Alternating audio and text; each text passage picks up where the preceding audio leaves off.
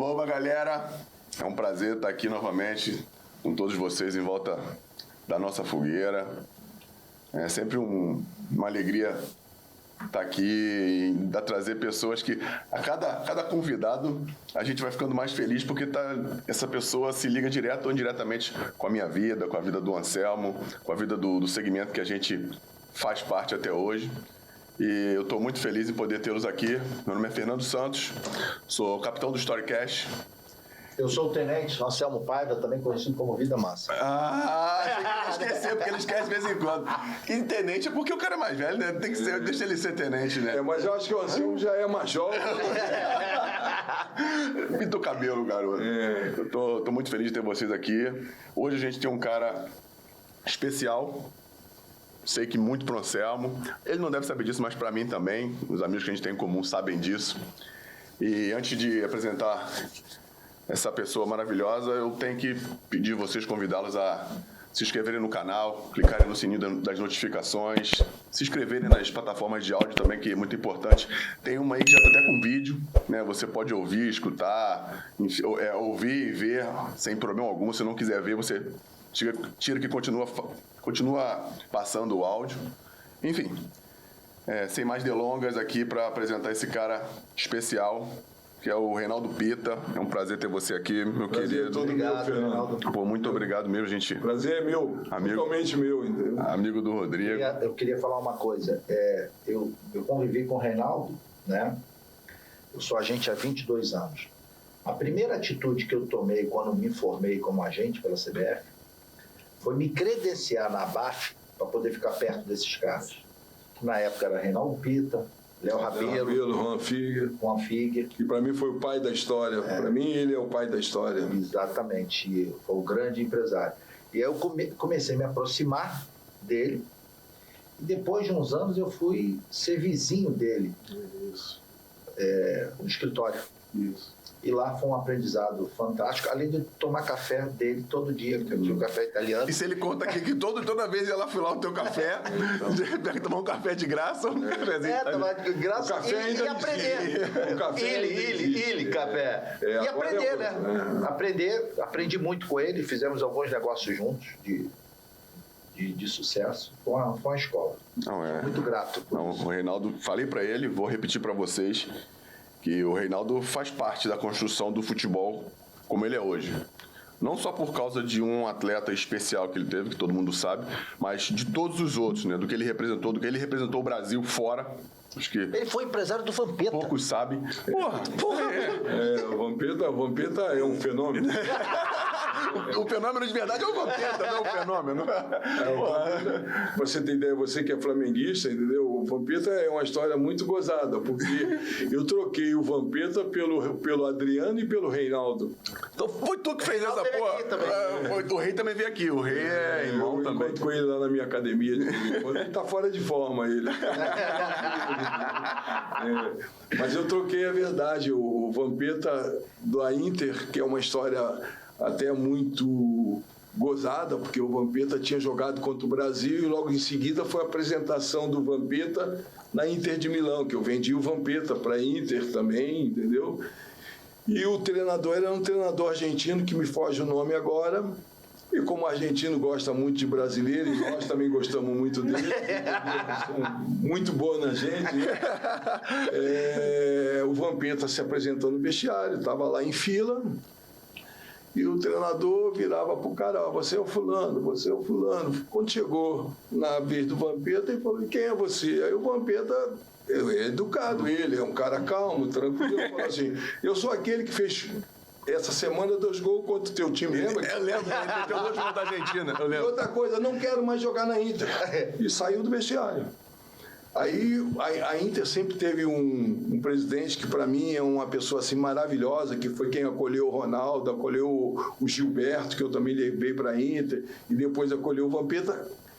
Conseguiu convencer o Vampeta a ficar na Inter, mas o Vampeta só ficou na Inter 6 meses, depois foi para a França. E como não tinha solução para a situação e a Inter tinha pagado muito dinheiro para o Vampeta foi vendido naquela época por 15 milhões de dólares. Que era dinheiro pra caramba. Isso, muito dinheiro. Ele foi da Holanda para lá? Não. Ele da Holanda ele veio para o Fluminense. Do Fluminense ele foi para o Corinthians. Do Corinthians ele passou a ser meu e do banco. Só que depois abri mão para o Corinthians poder vendê-lo para a Inter. Sim. E eu era o procurador do Vampeta. E o Vampeta realmente, o fenômeno é ele. Tá até hoje, né? Não, ele é espetacular. Eu joguei com ele no Flamengo em 2002. Ele é uma pessoa de coração maravilhosa, um cara muito bacana, muito correto. Ele ficou pouco tempo no Flamengo e deixou saudades pra caramba. Toda a galera. A galera do staff. O Flamengo fingia que pagava ele. Ele fingia que jogava. Essa ficou emblemática também. Não tem como tu falar do Vampeta e não lembrar dele dando cambalhota na rampa do Palácio. Muito. Não, entrou pra história, né? Entrou pra história. É um cara de muito caráter, viu? Não, gente boníssima. Todo mundo que conhece o Vampeta melhor gosta dele. Ele é um cara extremamente especial. Eu gosto dele pra caramba também. Vamos voltar pro início, que a gente já chegou na metade. Não, o Rei tava contando aqui pra gente. Eu já tô chamando de Rei. Você já passou. Tô aqui já 10 minutos, já ficou. Os colaboradores dele só chamam ele de Rei. Então, porque a gente tava batendo um papo que o futebol aconteceu na vida do Reinaldo. Ele tem uma vida muito bem sucedida antes do futebol. O futebol a gente nem diz, né?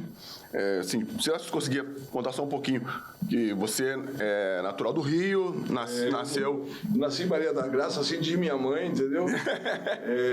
Depois fui crescendo, eu morei no Jacarezinho, morei em Manguinhos, depois a vida melhorou e a gente foi crescendo devagarinho, estudei um pouquinho, fiz até o 5º período de economia.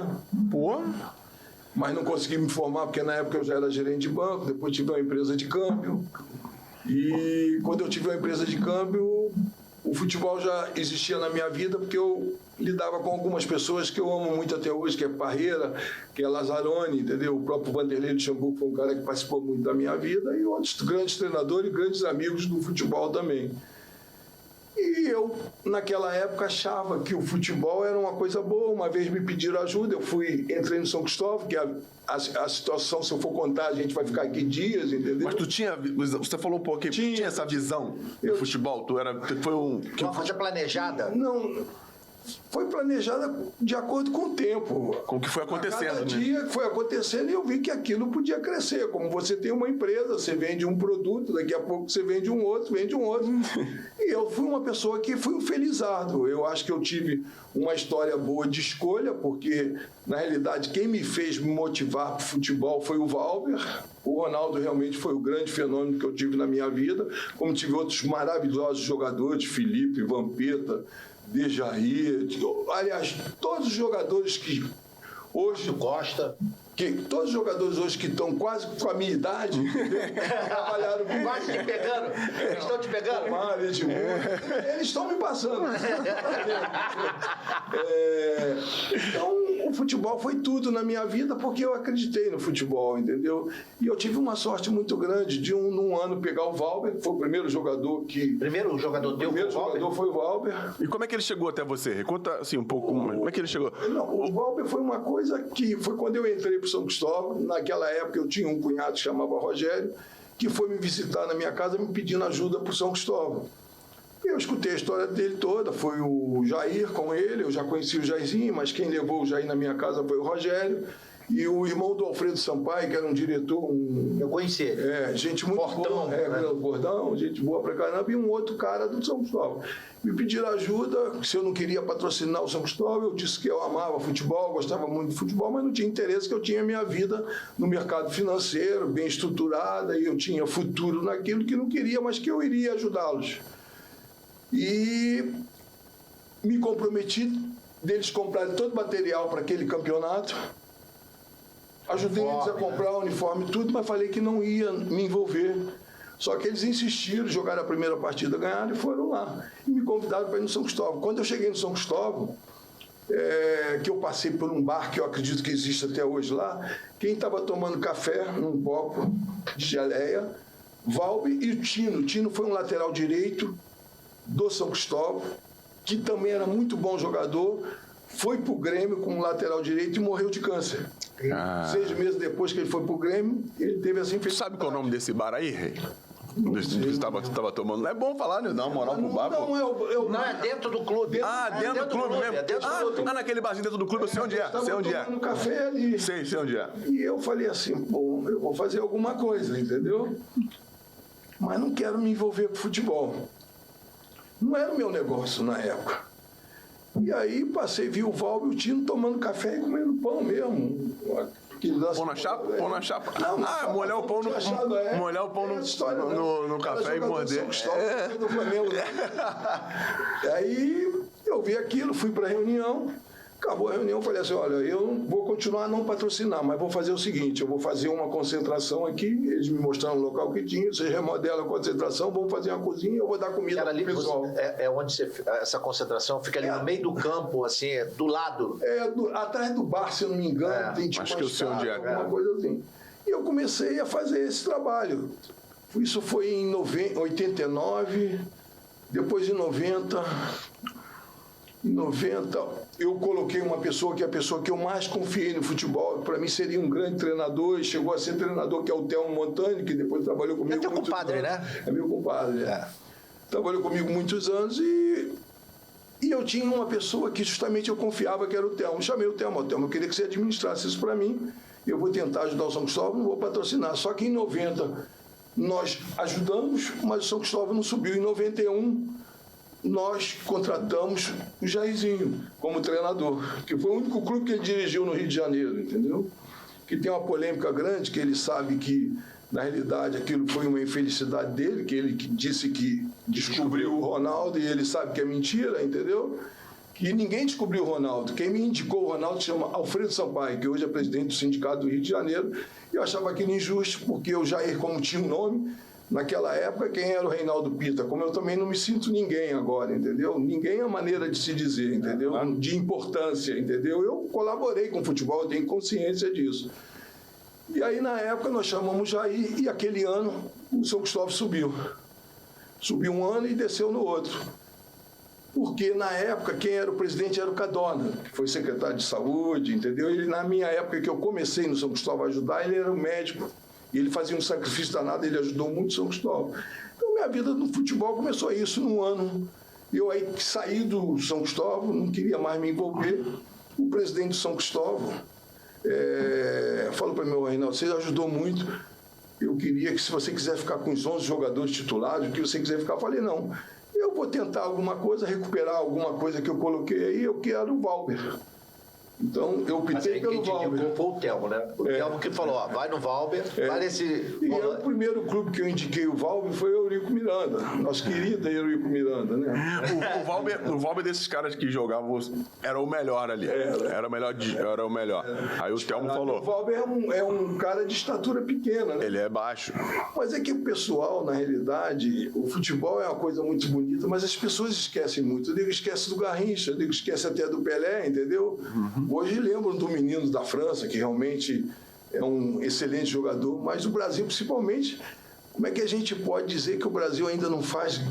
É o maior produtor. Não tem claro que faz. Todo mundo. Porque falta é a organização que parece que vai melhorar, porque está entrando dinheiro, então isso tudo tende a melhorar. Sempre nisso daí. E como é que tu achou o Ronaldo? Como é que apareceu? O Alfredo Sampaio te indicou? O Ronaldo... Acho que ele estava no juvenil na época, né? O Ronaldo, na realidade... O Ronaldo foi para o São Cristóvão, se eu não me engano, com 13 anos. O Alfredo Sampaio era jogador do profissional do São Cristóvão. E o Alfredo queria jogar na época na vaga do Valber. O cabeção a gente... Mas não dá, né? Não tem condição. Não dá. E ele era revoltado, porque o Valber era titular e era o banco. E o Valber é garoto. O Valber é mais novo que ele, né? O Valber é garoto, né? Eu acho que eles são mais ou menos da mesma idade. Pô. Sim, não tem muita certeza. Alfredo morou muito perto da praia. Alfredo é uma maresia. Alfredo é uma pessoa, gente boa demais. Eu gosto muito dele, entendeu? Ele faz parte. A principal motivo de eu ter comprado o Ronaldo foi o Alfredo, entendeu? E uma época a gente já tinha ouvido falar no Ronaldo. Acompanhamos o Ronaldo e um dia o Alfredo chegou, Reinaldo, olha, esse jogador vai ser diferente, e ele me fez a cabeça. Eu mandei o Telmo olhar, o Telmo falou, é diferente mesmo.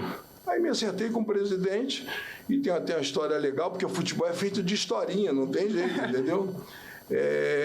Na época que o presidente foi no meu escritório, eu ia pagar $7 mil no Ronaldo, que era o acertado. E aí sentei com o presidente, só que o Telmo veio, eu pedi para ele ver o Ronaldo num jogo, foi 9-0 São Cristóvão, o Ronaldo fez 4 gols, e tinha um menino lá chamado, que é um amor de pessoa, Alexandre Calango. E o Telmo veio para mim na segunda-feira, eu falei, e aí, Telmo? O Ronaldo é bom pra caramba, mas o centroavante do lado dele é que é o cara. Eu falei, pô, todo mundo só fala no Ronaldo, tu veio me botar esse negócio. Eu deixei aquilo para lá. Quando eu sentei na mesa com o presidente, aquilo ficou na minha cabeça, né? Calango. Eu falei assim, imagina se ele troca.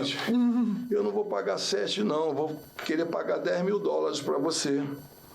Mas eu queria uma gentileza sua, porque o Ronaldo tem um companheiro lá de equipe, entendeu? Que me interessa e eu queria tentar ajudar o garoto também. O Alexandre falou, não, Renato, pode levar. Eu levei os dois. Todo o trajeto que eu fiz com o Ronaldo, primeiro Cruzeiro. Agora uma pergunta. É verdade que você ofereceu o Botafogo não quis o Ronaldo? Era o português lá. Caraca, é bom. Era o português.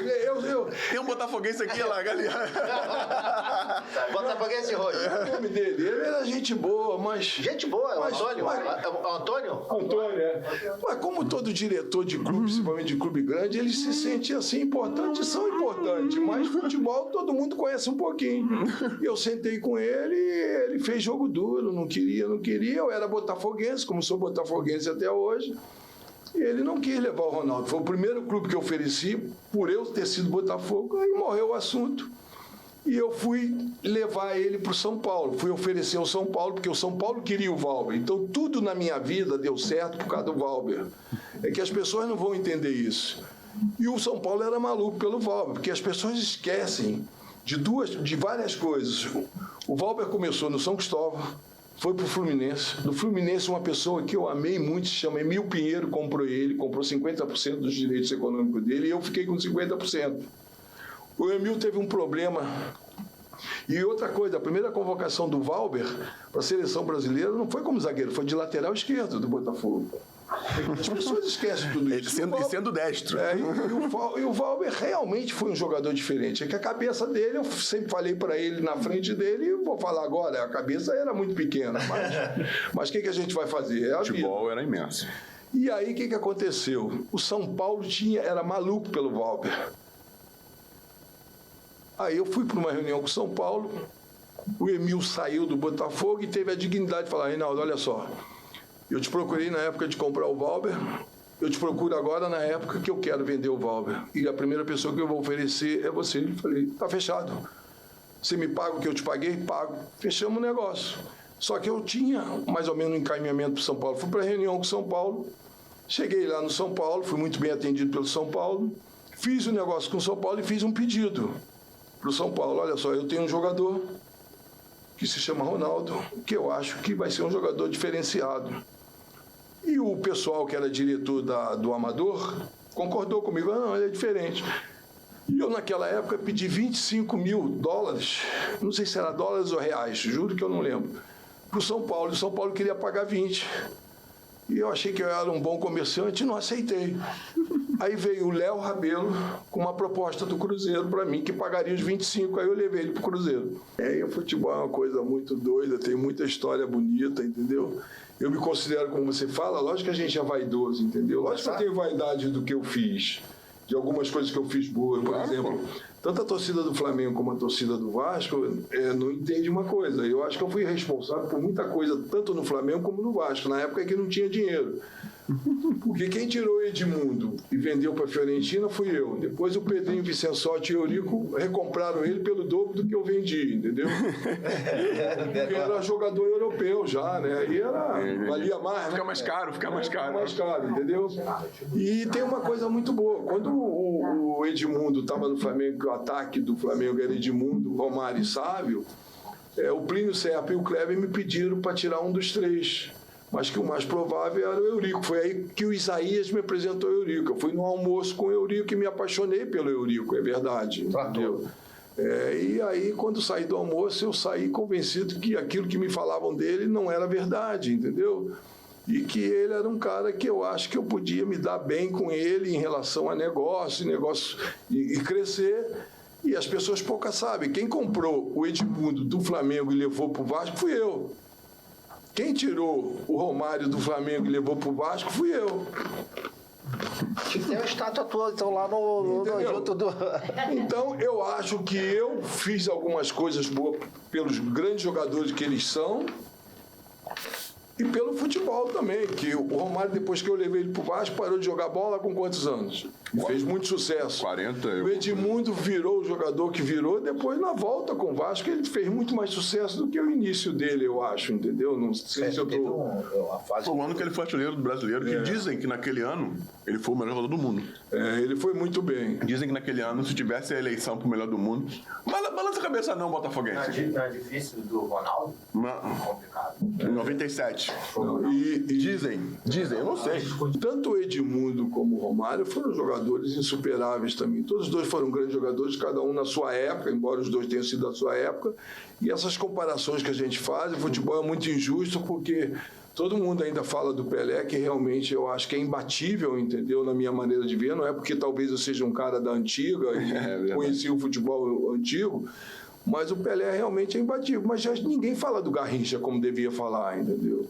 E talvez tenha sido tão importante como o Pelé. Deu 2 Copas do Mundo para o Brasil, mas as pessoas não lembram mais disso, entendeu? Lógico que vão lembrar do Romário, do Edmundo, do Ronaldo, entendeu? De alguns grandes jogadores que o Brasil tem e ainda continua a produzir, né? E vai acontecer muita coisa boa ainda no futebol. Eu acredito muito no futebol. Para mim continua a ser, como eu falei há 30 anos atrás, que era a maior multinacional do mundo, e para mim é mesmo, entendeu? Porque nada promove o mundo em todos os sentidos, em alegria. Infelizmente tem algumas brigas que são absurdas, que o esporte não foi feito para isso. Mas igual futebol eu acho que é difícil, entendeu? Pô, legal. Move com emoção. Não, mesmo, move com emoção. Isso para quem tá de fora assistindo. E para quem tá do lado de dentro, junto com a máquina, também tem emoção, mas também tem dinheiro, vaidade, um monte de coisa que mexe com isso. E tu tava falando agora pra gente, Rei, de como você mexeu uns pauzinhos aqui, mexeu as peças do tabuleiro para ajudar os clubes, ajudar os dirigentes, até financeiramente, que antigamente... Eu me sinto que eu trabalhei para os clubes. Eu sempre tive uma tese que hoje ela não é válida mais, entendeu? Não tem como não dar certo, entendeu? Se você conseguir trabalhar, ou pelo menos tentar trabalhar para o clube e para o atleta, o maior problema é que às vezes o cara só trabalha para o clube e às vezes só trabalha para o atleta. Isso é um conjunto de coisas que tem que andar junto. Ele fala isso. Acho que ele deve ter aprendido com você. Já ouvi. Mas é matemático isso. Eu já ouvi várias vezes os caras, assim, as pessoas falando, não, mas o clube... Não, o Anselmo é um cara que repete isso e eu também já aprendi com ele. Cara, mas o clube é a fonte. O clube é a vitrine. Se você arrebentar o clube, não vai ter mais. Como eu acho que o que vai acontecer agora é que talvez... cada um vê futebol de um jeito. Atualizou, mas é muito difícil você conviver com o futebol de antigamente e com o futebol de agora. São coisas muito diferentes por causa do lado financeiro. Agora vai acontecer uma coisa que eu acho fundamental, que é as grandes empresas comprando clubes, que era talvez o que os grandes clubes tinham que fazer com os clubes pequenos no passado, para não acabar um Bom Sucesso, não acabar um São Cristóvão, não acabar um Olaria, porque esses foram os grandes produtores de grandes jogadores para os clubes grandes. São os captadores, eles que fazem lá o garimpo. São clubes que fizeram bons trabalhos. Eu me lembro do Olaria de Afonsinho, de grandes jogadores que tiveram, que reuniu alguns jogadores maravilhosos, que o Olaria fez um grande campeonato, num campeonato carioca. E o que os clubes fizeram? A divisão sempre foi mal feita, entendeu? Era muito para quem tem muito e nada para quem tem nada. Eu acredito que se existisse todos os clubes, como existia o Canto do Rio, e ninguém nem ouve falar, nem sabe que existiu. Madureira também fez. Madureira está remando aí, mas ainda está aí. O próprio Bangu rema, mas está aí. Pô, olha o time do Bangu, de Marinho, entendeu? Esses clubes sempre produziram grandes jogadores para um clube grande. E a mentalidade dos clubes grandes, os seus diretores, os seus presidentes, era tão arcaica, tão burra, que eles acabaram com os clubes pequenos, eles tinham que se alimentar. E agora o que estão fazendo? Está vindo os grandes endinheirados, vamos dizer assim, comprando os bons clubes. Você imagina um Vasco que foi vendido futebol, mas foi vendido. O Botafogo, e vai ser assim com o Fluminense, talvez o clube que tenha achado a situação, porque é o clube que é, na realidade é um clube incomparável em termos de Brasil, embora em São Paulo tenha o Corinthians como torcida, é o Flamengo, que talvez não vá ter essa necessidade, mas que talvez a maioria dos clubes, a não ser um Palmeiras, que tem um patrocinador, tem alguém botando dinheiro, porque nada funciona sem dinheiro. O Atlético Mineiro tem um grupo que, por sinal, o que é o dono do banco, que é uma pessoa maravilhosa, como a pessoa do BMG, que é o presidente do banco, que é uma pessoa maravilhosa. Como... gosta de futebol. E o que é o cara que acompanha ele no futebol até hoje, entendeu? Isso é uma pessoa, gente muito boa, entendeu?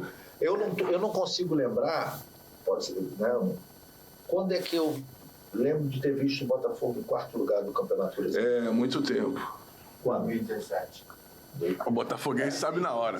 2016. Eu sou quantos anos que a gente está falando isso? 6 anos. 6 anos. Eu sou botafoguense. Eu sou botafoguense, mas eu acho que o Botafogo está em 4º lugar. Eu não estou diminuindo o trabalho que está sendo feito no Botafogo, não. Mas também não é uma verdade, entendeu? Muito precoce, está muito precoce. É como o Flamengo está lá quase na rabiola, entendeu? Tá muito precoce, começou agora. É muita vaidade também, entendeu? O Flamengo acha que já fez tudo e não vai ganhar a historinha com nome de jogador, não. Porque tem muito jogador já no Flamengo que talvez não tivesse que estar ou talvez tivesse que ter uma outra motivação. Agora, Reinaldo, você pegou o fenômeno, né? Todo mundo falava que ele era bom. Porra, esse moleque é bom. Tá bom. Quando você pegou ele, você imaginava que ele era bom? Bom para quê? Para jogar no Corinthians? Ou você já conseguia imaginar que ele seria o melhor do mundo? Não. Era bom para ser do Corinthians, do Flamengo, do Cruzeiro? Eu acho que quando eu comecei com o futebol, a gente arranjava oportunidades para os jogadores que não tinham possibilidade para eles jogarem num clube melhor e, na nosso visual, achar que eles iam ser grandes jogadores, que sejam bons jogadores. Mas isso é como uma continuação do tempo. Eu não acredito que você vá olhar um menino, porque jogar bola todo brasileiro joga. Qualquer garoto. Eu não jogo, só para dizer, eu não jogo. Você vai fazer 5 embaixadinhas. Eu não tenho capacidade de ser gandula. Todo brasileiro joga futebol, a verdade é essa. Todo mundo sabe, todo garoto sabe jogar bola. O problema é achar o diferenciado. E o diferenciado vai com o tempo, vai com a consequência, porque ele vai fazendo. Quantos grandes jogadores habilidosos você viu aí que não chegam? Você fala muito do Robson, né? O Robson para mim era um monstro. Eu cheguei uma época que eu fiz almoço levando Parreira para dar conselho ao Robson, que eu já não tinha mais condição. Levei o Lazzaroni, depois eu levei o Valber para dar conselho ao Robson. Então, eu era imaginativo. Levou o Valber para dar conselho ao Robson. O último. E se eu tivesse filmado aquele almoço, eu, Robson e Valber, eu nunca mais trabalhava na minha vida. Eu ia ser bater todos os recordes de internet. Aí, eu imagino, cara. Que isso ia rodar o mundo inteiro, para quem gosta de futebol. Eu, Valber e Robson conversando num almoço no Municipal, ia ser uma festa. Não, olha isso, o Robson no Municipal, eu não vejo. Eu conheço o Robson há quase 30 anos. O futebol não tem como não ser, sabe por quê? Porque uma vez o presidente da Nike, que se chama o senhor Phil Knight, que é uma pessoa assim... Chegou a conhecer. Eu tive 2 almoços com ele, tive 2 encontros. A Nike é uma coisa estúpida. Eu li o livro dele, é uma história do cacete. Ele é uma coisa maravilhosa e a gente começa a aprender com todo mundo, né? E quando nós fomos no primeiro encontro com o Phil Knight, que ele queria conhecer o Ronaldo, ele falou uma coisa para mim que ficou na minha vida para tudo, para você ver por que o cara é o dono da Nike, por que a Nike é o que é. Que ele falou assim: Reinaldo, a gente tem um jogador de basquete aqui que é o nosso fenômeno, mas o basquete é jogado aqui nos Estados Unidos, ele é o 5º esporte dos Estados Unidos, ele não é o primeiro. Tem outros esportes na frente dele, naquela época. Então, você veja bem, só nos Estados Unidos o basquete tem essa importância que tem, porque os outros países que jogam, mas não jogam com a clareza, com a dimensão, com a exploração. A qualidade também que eles têm. E a qualidade que eles têm. Imagina o Ronaldo, naquele dia que eu fui, 161 ou alguma coisa, se eu estou enganado, ou 141 ou 151 países, o principal esporte do mundo era o futebol.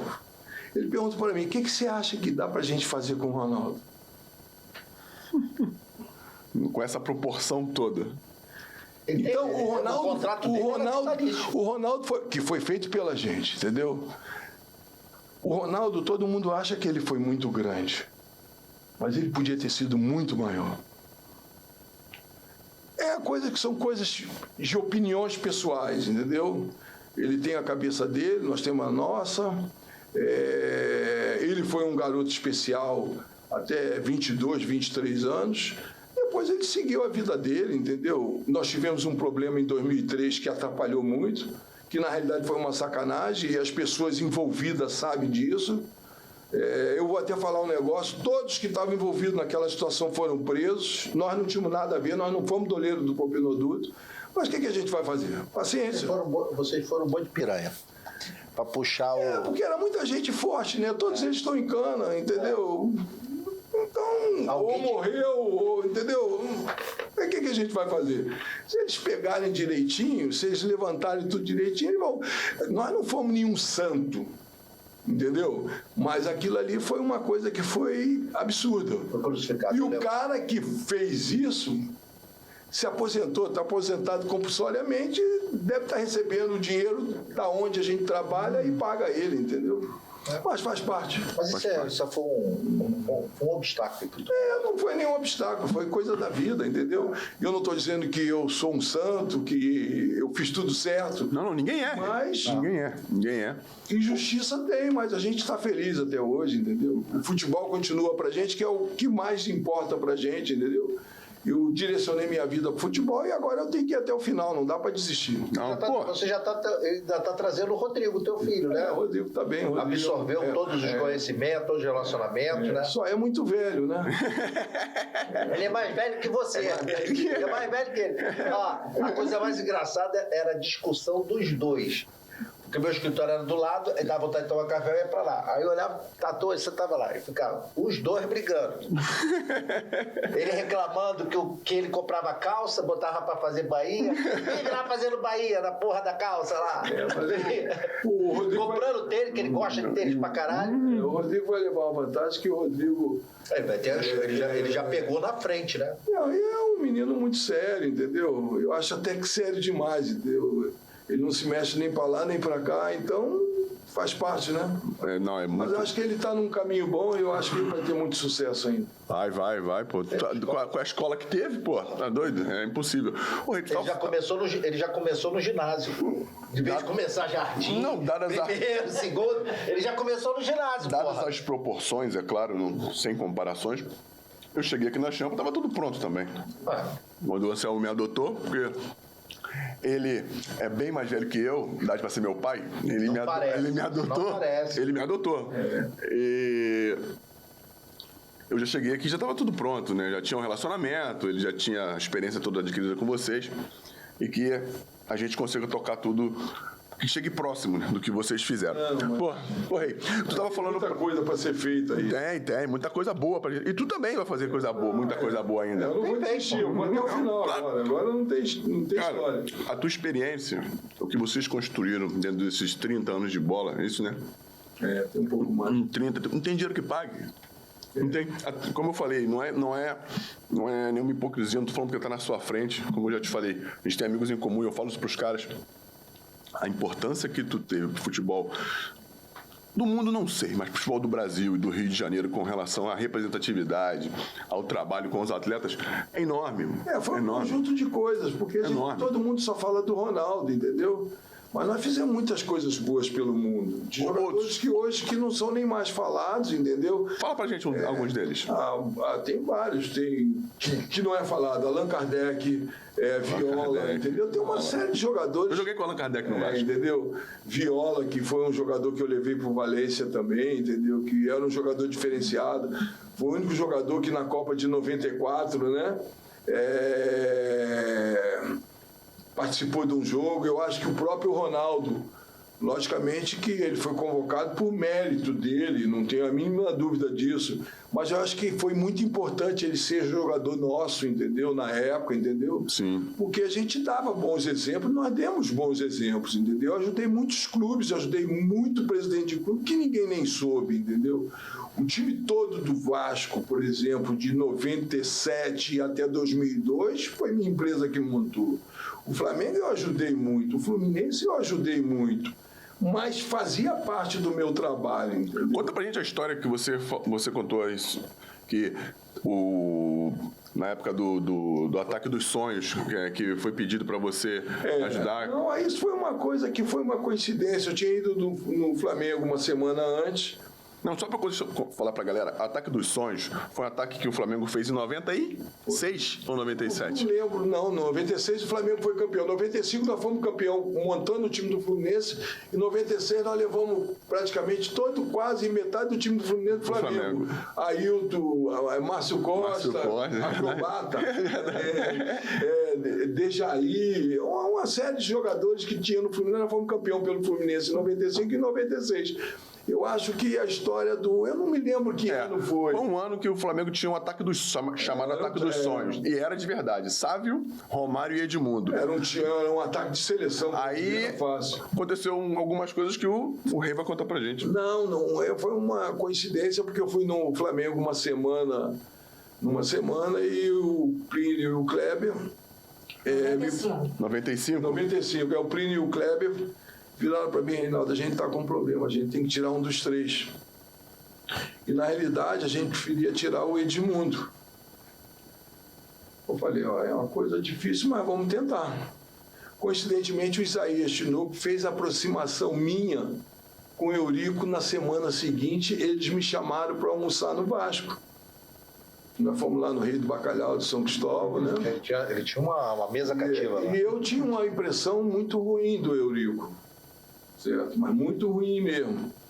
Mas no almoço com ele, eu confesso para vocês que eu me apaixonei por ele, entendeu? Achei que não era bem como as pessoas diziam.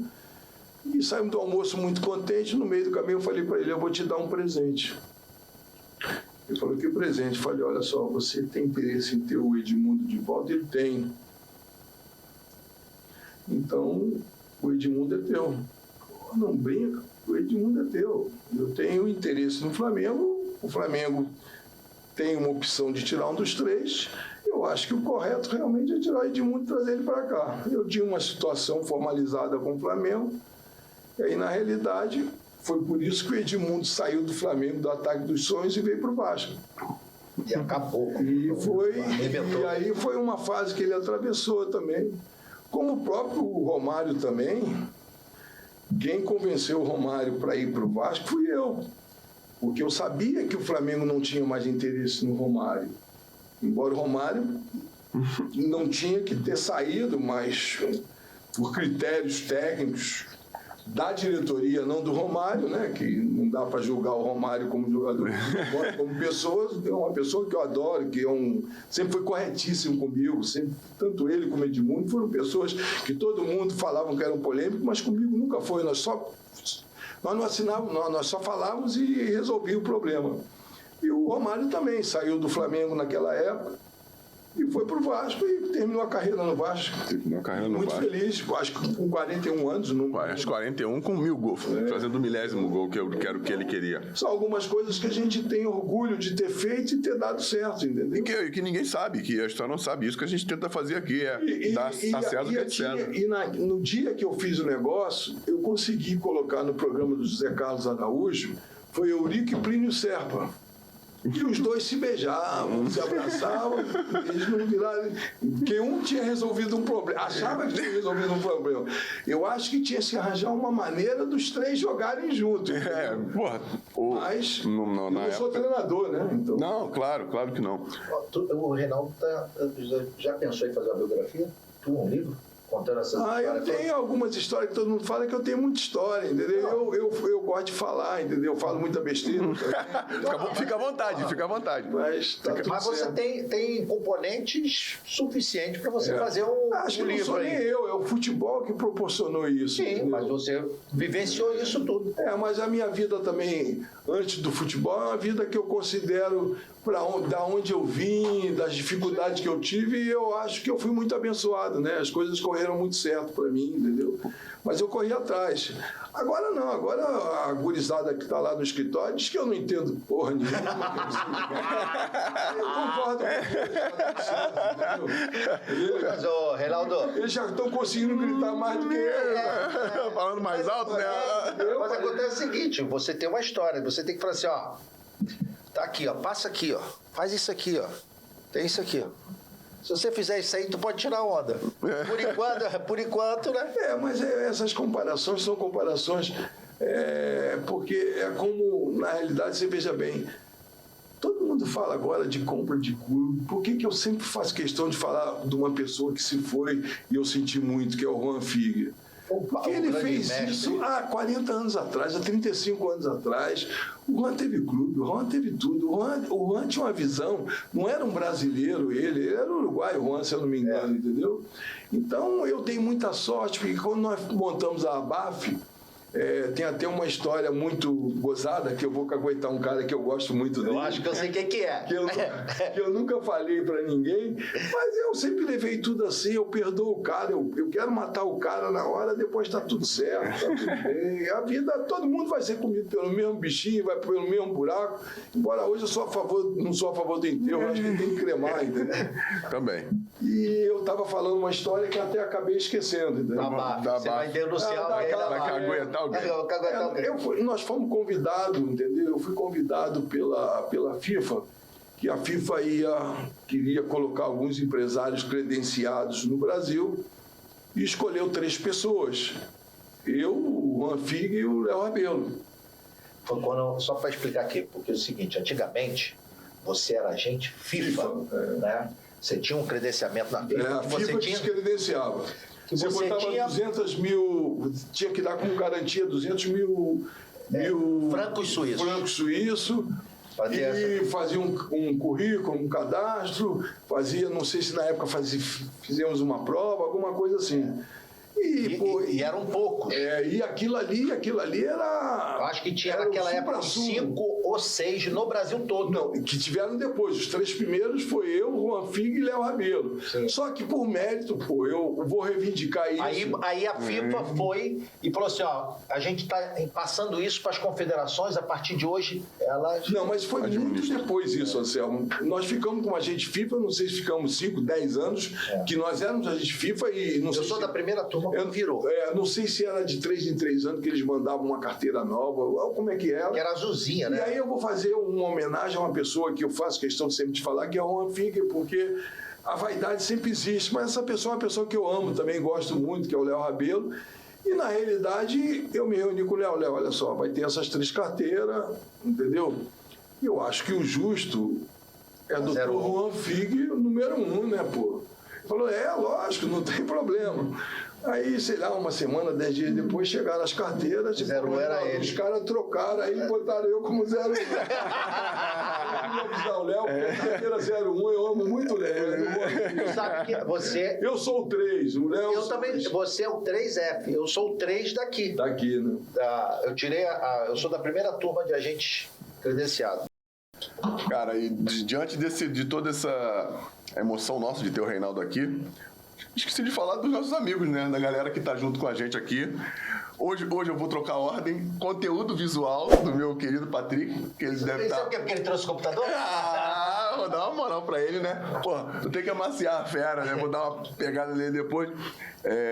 Água preciosa como ela é. Obrigado por estar conosco. Não é preciosa como a vida é, não? Preciosa como... ela e a vida são.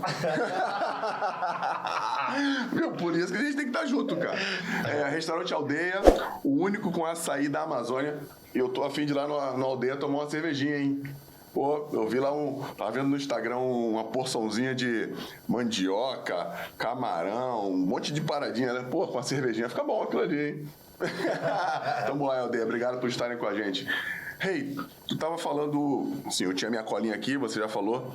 do Telmo. Qual a importância do Telmo em toda essa construção da tua vida como agente, enfim, nessa descoberta de jogadores importantes? O Telmo é meu parceiro desde os 15 anos, né? Eu não sei se eu tinha 14, ele tinha 15. ou se nós somos da mesma idade, eu digo que ele é um ano mais velho do que eu, ele briga e tudo, mas eu acho que ele é, entendeu? Então eu conheço o Thelmo praticamente há 50 anos, pelo menos, entendeu? Então, eu acho que ele deu seriedade para Gortin na época, para RP4. Caramba, Gortin, eu lembro. Tinha tudo da Gortin, tinha bolsa, tinha camisa, era uma bolinha, boné. Na Copa de 90, nós fizemos um patrocínio, nós levamos as esposas dos treinadores todas para Itália, e elas usaram o uniforme, que até hoje a gente tem a filmagem da época da Passabra, que é a nossa empresa de turismo e câmbio na época. E o Thelmo foi uma pessoa que, vamos dizer assim, organizou a Gortin, a RP4 e a Chinef hoje administrativamente, entendeu? O Thelmo, todos que o conhecem sabem da seriedade dele, e eu acho que ele sempre foi e continua sendo importante para a gente. Embora ele não se encontre mais no nosso convívio diário, é uma pessoa que a gente tem um respeito profundo por ele, porque ele é conhecedor do futebol, ele é aquele conhecedor técnico e teórico, mas as ideias do Thelmo, poucas pessoas conseguem acompanhar, entendeu? A seriedade do Thelmo, talvez o futebol vai ter essa seriedade agora virando empresa, porque quem está colocando esse dinheiro aí não vai querer brincadeira, que é coisa séria. E talvez o Thelmo veio antes, o Thelmo seria um cara para agora. Para agora, entendeu? Os investimentos da SAF. Ele era o tipo capitão lá do coisa. Era o cara tipo... O cara... firme. É porque tem que ter um pouco de cada coisa dentro de uma empresa do tamanho daquele estilo, né? Eu acho que o Thelmo, eu convivi pouco assim, né? Mas escutei, eu era garoto, eu acho, não sei da idade que eu tinha, não sei quando o Cláudio Coutinho morreu, entendeu? Eu lembro assim. Ele era um cara do esporte, não era do futebol, mas a teoria dele, colocando dentro da prática, era uma coisa diferenciada, como também uma coisa que eu vou voltar a falar do cara que me trouxe para o futebol, que é o Valber, que poucas pessoas conhecem. O Valber trabalhou com um dos treinadores que talvez tenha sido... Eu acho que eu considero que ele talvez esteja entre os 3 maiores treinadores do Brasil. Como eu tenho uma amizade e gosto de muito deles, eu não vou dizer quais são os 3, entendeu? Que eu fico em cima do muro. E o Valber trabalhou com uma pessoa chamada Tele Santana. E o Valber, pouca gente sabe disso. O Valber só não jogou no São Paulo, jogou mesmo efetivamente de goleiro. O Valber jogou de lateral direita à ponta esquerda do São Paulo. Entendeu? Mas o Tele falava pra mim, a última vez que eu fui pedir desculpa ao Tele, o Tele falou pra mim: Reinaldo, olha só, quando eu boto o Valber em campo, eu não troco ele por 2 Baresi, que o nego disse que joga muito, mas perto do Valber não joga nada. Mas fora do campo me dá uma Coca-Cola e leva ele. Mas ele falava isso com espiritualidade. Claro. E ele faleceu, e eu sou uma pessoa que eu sou muito apaixonada pelo Tele Santana, que ele me ensinou muito, entendeu? Ele vivia dentro do centro de treinamento. O que você falou naquele diálogo que nós tivemos, que você não via, o Tele vivia dentro de São Paulo 24 horas do dia. Ele se dedicou ao São Paulo, como muitos, como Parreira, como Lazzaroni, como Vanderlei. E hoje a gente vê uma coisa que eu acho injusto, entendeu? Dizer que os treinadores do Brasil estão desatualizados. E agora quer dizer que os portugueses é que conhecem o futebol. Quantos títulos tem Portugal? Quantas vezes eles foram campeões do mundo? É por causa da vitória de 3-1 contra o Brasil? Hein? Tinha um grande jogador, Eusébio, entendeu? Agora a gente tem que elogiar quando é verdade. Ter um Cristiano Ronaldo, a seriedade que esse garoto tem é absurda, entendeu? Então, é diferente. Então, o Valber jogou no São Paulo de lateral direito à ponta esquerda, com um cara que tem que ser respeitado. Então, o Tele, eu acho que conhecia futebol, entendeu? E, de maneira geral, é isso. Não, que bom ouvir você falar do Tele, porque o Tele é um cara que... Todo mundo fala, eu tenho poucas lembranças do Tele, sim, trabalhando. Mas é do São Paulo de 92 e 93. Mas eu era muito jovem, diferente do Anselmo, que é um cara mais velho. Mas... Então, falando sério. Mas, dentro desse processo que você teve de o banco, São Cristóvão, o Ronaldo, Para essa Copa do Mundo de 94, eu ia te perguntar, você acabou falando, mas você esperava que ele fosse ser convocado? A gente esperava, porque, se eu não me engano, minha memória não é ruim, o Ronaldo, eu acho que, não sei se foi no Campeonato Brasileiro de 93 ou 94. Acho que 3, que ele fez um caminhão de gols. Ele ganhou, acho que 8 Charles Millick naquela época. Ganhou tudo. Eu lembro mais ou menos, o senhor era pequeno. E o Parreira foi muito feliz, porque tinha grandes jogadores. Eu acho que se não vai o Ronaldo, vai o Evaí, se eu não me engano, entendeu? Sim. Só que o Parreira, acho que teve a visão de ver que o Ronaldo tinha 16 para 17 anos. Acho que na convocação ele tinha 16. Eu acho que quando a Copa do Mundo aconteceu, ele já tinha 17. E pode, assim, é uma pergunta de quem não sabe. Ele podia jogar a Copa do Mundo mesmo com 17 anos, sem problema nenhum. Não tinha restrição, não. O Pelé jogou com 16. O Edu dos Santos jogou com 16. Sim. Entendeu? O Edu dos Santos jogou com 16 e o Parreira foi muito feliz, porque não tem como não dizer que o Ronaldo é fenômeno, não é fenômeno, porque se as pessoas perceberem que o futebol é muito momento, não é o ontem, vale o que fez hoje. O Ronaldo jogou muito pouco a bola, entendeu? O Ronaldo teve contusões muito sérias. Eu não sei, era uma coisa que eu tinha que ter, tinha a obrigação de ter. Eu não sei quantas partidas o Ronaldo jogou profissionalmente entre os clubes que ele jogou, entendeu? Sim. Cruzeiro, sim, PSG, a carreira inteira. Barcelona, Inter, depois Real Madrid, entendeu? Não, é verdade. Depois Corinthians. Ele jogou muito pouco. Você pode ver aí que o índice de partida dele deve ser pequeno, porque as contusões dele foi muito séria, entendeu? Verdade, fez o que fez. Um jogador... Não, e fez o que fez no pouco tempo de vida útil. Eu considero ele, eu não tô, talvez como o terceiro melhor jogador que eu vi na minha vida, embora eu vi alguns jogadores que hoje não se falam nele, entendeu? O Flamengo teve um centroavante que se chamava Silva, que teve até 2 filhos que depois jogaram no Flamengo, que era o Valtinho, né? Valtinho, sei quem é o Valtinho. O Silva jogava muito também, era um jogador super elegante. Claudiadão no Santos era um absurdo também. Todos poderiam ter sido próximos, entendeu? Mas o futebol tem diretrizes diferentes, né? E tem que estar no lugar certo, na hora certa, algumas coisas acontecerem. O Ronaldo deu sorte em tudo, mas a qualidade dele é absurda, entendeu? É isso, não adianta. Se tudo der sorte e não tiver capacidade de exercer a função, tu vai... É por isso que é difícil, né? Você comparar Garrincha, Pelé, Diego Maradona, Ronaldo, Romário, Edmundo e Felipe, que é um jogador para mim que ele demorou um pouco a amadurecer como de menino para homem, entendeu? Mas que era um jogador extraordinário. Eu joguei com ele, o Felipe era sensacional. Gilberto é um jogador que jogou 2 Copas do Mundo. Talvez não tenha sido um jogador tão importante como o nosso lateral esquerdo, o Roberto Carlos, entendeu? Mas eu vi um lateral esquerdo também que não se fala mais nele, que era um monstro, que era o Marinho, lateral esquerdo do Botafogo também, era um monstro, entendeu? Aquele cara jogava, bruxa jogava, quem jogava, entendeu? Eu gosto do Iberico, os caras de 50, de 60. Eu não vi o Milton Santos jogar, entendeu? Que também era demais. O Iberê viu o Santos jogar? O meu pai casou com uma sobrinha neta dele. Até aí o Botafogo tá na tua vida, né? O Botafogo teve grandes times. Teve Rogério, Roberto, Jairzinho, Paulo César. Depois teve o Zequinha no lugar do Rogério. O Rogério foi um jogador que pouco se falam nele. Mas para você ter ideia, o Jair era reserva do Rogério na seleção. E o Jair só fez aquela Copa do Mundo de 70 porque o Rogério se machucou. O Rogério Baralina era brincadeira. Quando ele balançava aquele bracinho dele, amigo.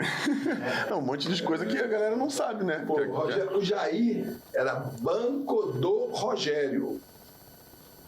Ele era titular no Botafogo. O ataque era Rogério, Roberto, Jair e Paulo César. Mas na seleção, o time era Rogério.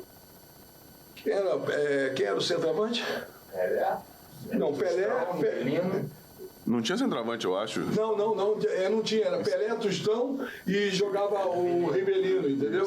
Isso. O time titular ia ser o Rogério, não ia ser Jair. Caraca, olha que loucura, né, cara? E o Jair virou o que virou, entendeu? Apareceu a oportunidade. Ele não foi o jogador, para mim, mais importante da Copa do Mundo, mas o Jair fez gols em todos os jogos da Copa do Mundo de 70. Verdade. Todos os jogos ele fez. Acho que isso é recorde. É o único jogador que fez gol em todos os jogos da Copa do Mundo. Acho que é o único jogador. Da Copa do Mundo em 2002. Sim. Mas o Jair fez gols em todos os jogos. Isso. Acho que tá no Guinness, né? Acho que é o único jogador que fez gol em todos os jogos de Copa do Mundo. Fase de grupo Até o título.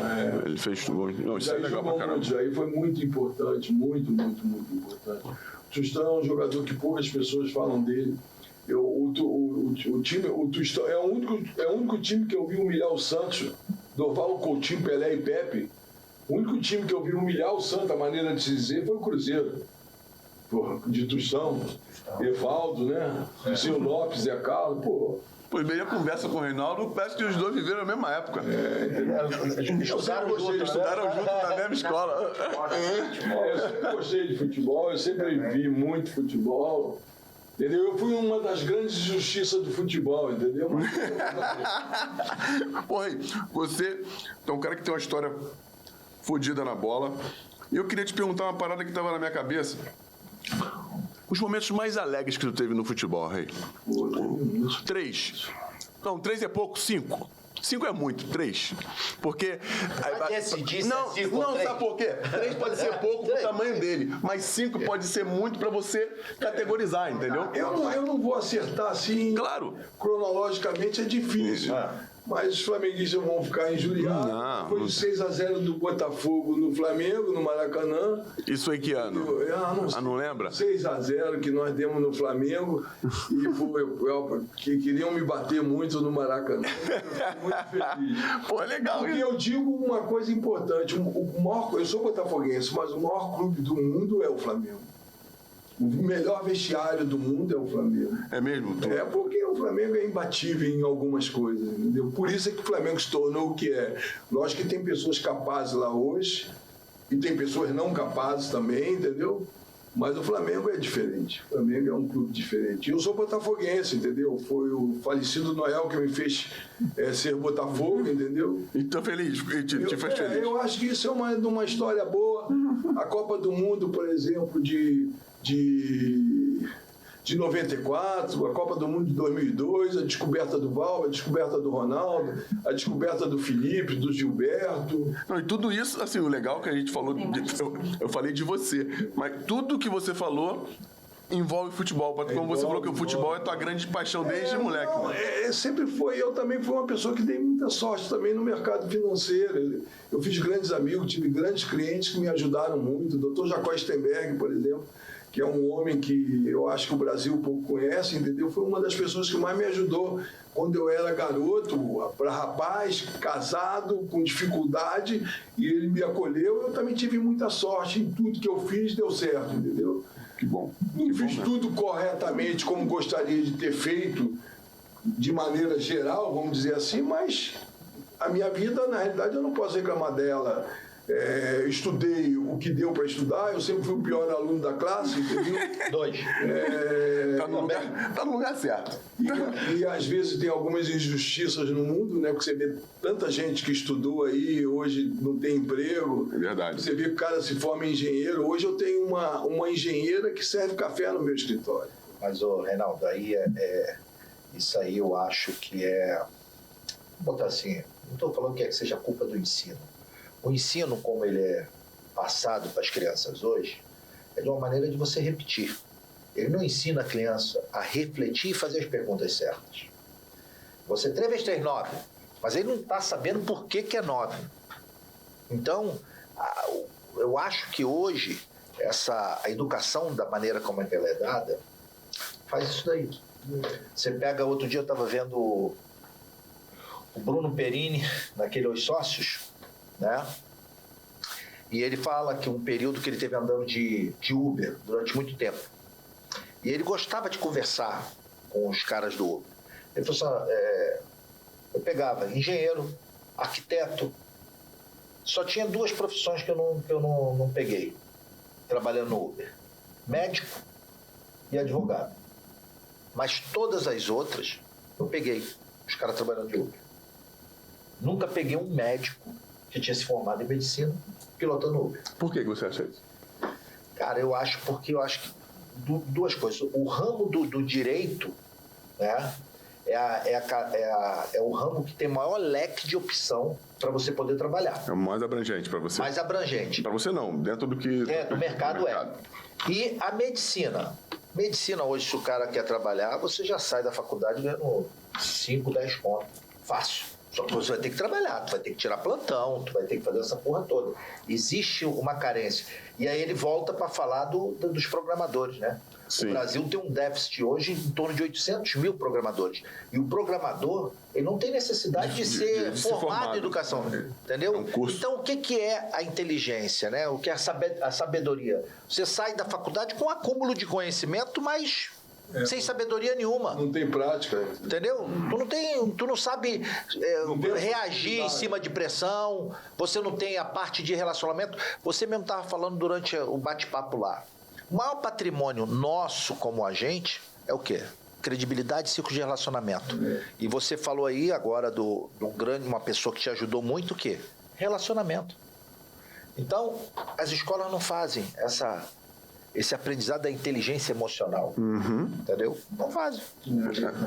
Aí você tem essa quantidade de gente despejada todos os anos no mercado de trabalho, que o cara... E aí, o que eu vou fazer? E esse problema da pandemia agora, eu acho que o maior problema ainda não veio. Vai vir.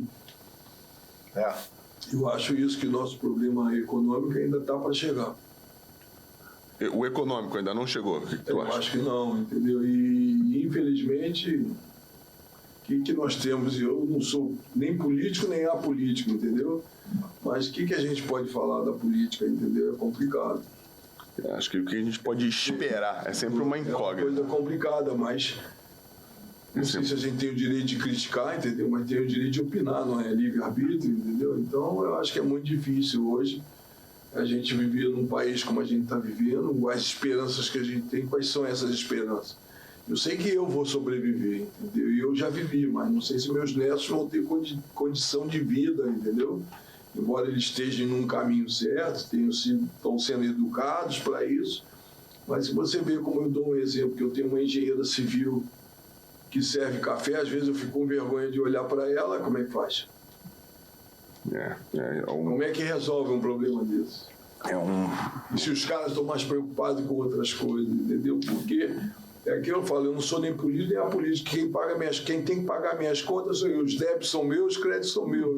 Então, é difícil. Reinaldo, eu tenho uma opinião sobre isso daí, é o seguinte. A gente tem, acho que já falei isso várias vezes com o Fernando. Nós temos os Estados Unidos e o Brasil, que foram descobertos mais ou menos na mesma época. Né? Um 1492, outro 1500. E... efetivamente, os Estados Unidos hoje, né, a maior potência global, né?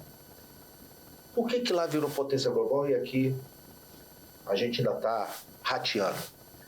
Na minha opinião, é porque as pessoas que foram para os Estados Unidos, a partir de 1500 e pouquinho, 1600, alguma coisa assim, foram pessoas que estavam fugindo da perseguição religiosa na Inglaterra, né? Fugiram para a Holanda e depois, eles foram para lá para criar um país, para criar uma nova realidade para eles. Tanto que você tem a maior universidade que tem lá, é Harvard. Foi criada em 1636. E aqui no Brasil foi o contrário. O Brasil foi descoberto e o Brasil foi, durante muitos anos, só explorado. Quem Portugal mandava para cá? Ele não mandava para cá pessoas que queriam criar um país. Eles mandavam para cá. Teve um período de Portugal que o Brasil sustentava Portugal perto de 70%. A gente tem um fato histórico lá de uma coroação na França, que o rei de Portugal vai para Paris e, para fazer graça, e fica jogando moeda de prata e de ouro para a população na Champs-Élysées ali, para fazer uma média lá. Dinheiro da onde? Daqui. Então o Brasil só começa a existir quando a família imperial... Como nação. Como nação. Começa a existir a partir de 1808, quando D. João foge de Napoleão. Aí ele vem para cá, aí ele permite a criação de jornais, ele permite a criação de universidade, que é a primeira universidade. O Brasil começa a existir em 1808. E a gente tem aqui o país que recebeu o maior número de escravos, aqui perto de 12 milhões. Dizem que num determinado momento você tinha mais escravos do que cidadãos. Então, isso tudo juntou, fez o povo brasileiro. Então, acho que hoje a gente ainda vai... Educação. Entendeu? Quanto mais educação... Ainda não entenderam isso. Vai melhorando, vai melhorando. Já sabem, tá melhorando. só que ainda não é... Mas não da maneira que eu gostaria, que a gente gostaria. que você gostaria. É muito mal dividido, né? Então você tem o Rio de Janeiro, São Paulo, que produz muito, aí você já tem outra... Porque o tamanho também faz diferença. A gente tem um país que é um continente. O tamanho também faz diferença. E você vai lá no sul, conhece o povo do sul, é um tipo de comportamento, é um tipo de brasileiro, né? Você vai para o norte, é outro. Vai para o centro-oeste, é outro. Claro. Aí você vai ver que foi a maneira que eles foram colonizados. Depois dessa, como a Michele disse, aula de história aqui do tenente. Tenente coronel. O quê? Ela fugiu da escola. Eu não posso... recreio comendo pouco mortadela. Eu acabei de perguntar pro rei as alegrias que ele teve e não posso deixar de perguntar as tristezas. Algumas coisas tristes que aconteceram no futebol ou na sua vida. Futebol não, esquece futebol. Na sua vida que você queira, o que você ache tranquilo falar, mas que te deu força para você continuar, para se recuperar. Não sei, isso aí foi triste porque eu sempre gostei do menino. As contusões do Ronaldo foi muito triste, muito ruim, do jeito que foram. O problema que eu tive em 2003 do propinoduto, entendeu? Sim, eu acho que um dia, se Deus quiser, eu vou ter a oportunidade de contar, entendeu? Porque na realidade, aquilo tudo que houve teve 90% de mentira, entendeu? Por interesse de pessoas. Mas na Dom Anselmo, escreve um livro, pô. Entendeu? Por interesse de pessoas. Eu já falei não que eu fosse um santo, porque o Brasil é um país muito maluco, como existe o bicho até hoje, né? O jogo do bicho existe. Se existe é porque não acabam, porque não tem que acabar, por que não normaliza, então? Claro. E como existia o câmbio, que todo mundo fazia câmbio, no jornal saía o preço do câmbio oficial e todo mundo comprava, entendeu? Se eu cometi um crime, não tem um brasileiro que não tenha cometido, entendeu? E eu não fui doleiro do propinoduto. Então, isso foi uma coisa que, logicamente, nós só sobrevivemos porque a gente tinha credibilidade, as pessoas conheciam a gente e teve uma porção de mau caráter que julgaram a gente e eles sabem que foi sacanagem, entendeu? E eu não tenho medo de dizer isso, eu falo para todo mundo diz, pô, Reinaldo, mas deixa essa porra para lá, você é maluco? Eu não sou maluco, entendeu? Eu acho que tem que ser falada a verdade, entendeu? Não, claro. Eu posso ter cometido algum erro, posso ter cometido, mas eu não cometi aquele, entendeu? Esse não foi. Botaram na minha conta aí, eu não fui doleiro do propinoduto, porque se eu era doleiro na época, entendeu? Todo mundo trabalhava com dólar, todo mundo comprava, vendia, era normal. A economia do Brasil, num determinado período, era toda dolarizada. Entendeu? E não é só isso. Era uma coisa ilegal, que muita gente fazia ingenuamente porque tinha possibilidade de fazer, porque o Brasil nunca foi um país que deu essa possibilidade de fazer as coisas como elas teriam que ser feitas. Tinha interesse de muita gente nisso, na minha maneira de ver. E, às vezes, não estou me defendendo, não estou dizendo que eu fui santo, nada disso. Claro, fica à vontade. Mas foi uma grande sacanagem que teve. E aproveitaram, logicamente, porque a gente tinha um bom nome, nós desenvolvemos muito o nome do Brasil no futebol, nós fomos muito importantes para o Brasil no futebol. Nós fomos muito importante, é uma coisa que a gente se arrepende até hoje, foi a saída do Ronaldo do Barcelona. Não se arrependemos profissionalmente, mas do jeito que eles quiseram fazer com a gente é porque nós éramos brasileiros, entendeu? O que aconteceu? O que aconteceu lá? Na realidade é uma coisa super complicada, porque nós tratamos uma coisa com o presidente do Barcelona e na hora de efetivar o contrato vinha tudo errado, entendeu? Entendi. E a gente, na realidade, você veja bem como a gente era inocente. Existia uma possibilidade de se ganhar um dinheiro que não interessava a gente fazer daquela maneira. A gente tinha o melhor jogador do mundo, a gente sabia que tinha futuro e não tinha motivo para aquilo, mas só que eles achavam que podiam fazer isso com a gente porque nós éramos brasileiros. E eles duvidaram de mim. E a minha opinião foi simples. Tinha 3 pessoas para definir a vida do Ronaldo. Eu e mais 2 pessoas. A minha opinião para todos, inclusive para o presidente, por mim ele não fica aqui por causa disso. Agora eu posso ser voto vencido. Eu vou sair da sala e vocês 2 definem. O que vocês definirem está definido, mas eu não quero participar dessa situação. E aí não sei por que eles depois saíram atrás de mim. Eu acho que então eu não estava errado. E a minha maior revolta foi que eles me ofereceram para vir aqui comprar o Sávio. E não me interessava isso, entendeu? Entendi.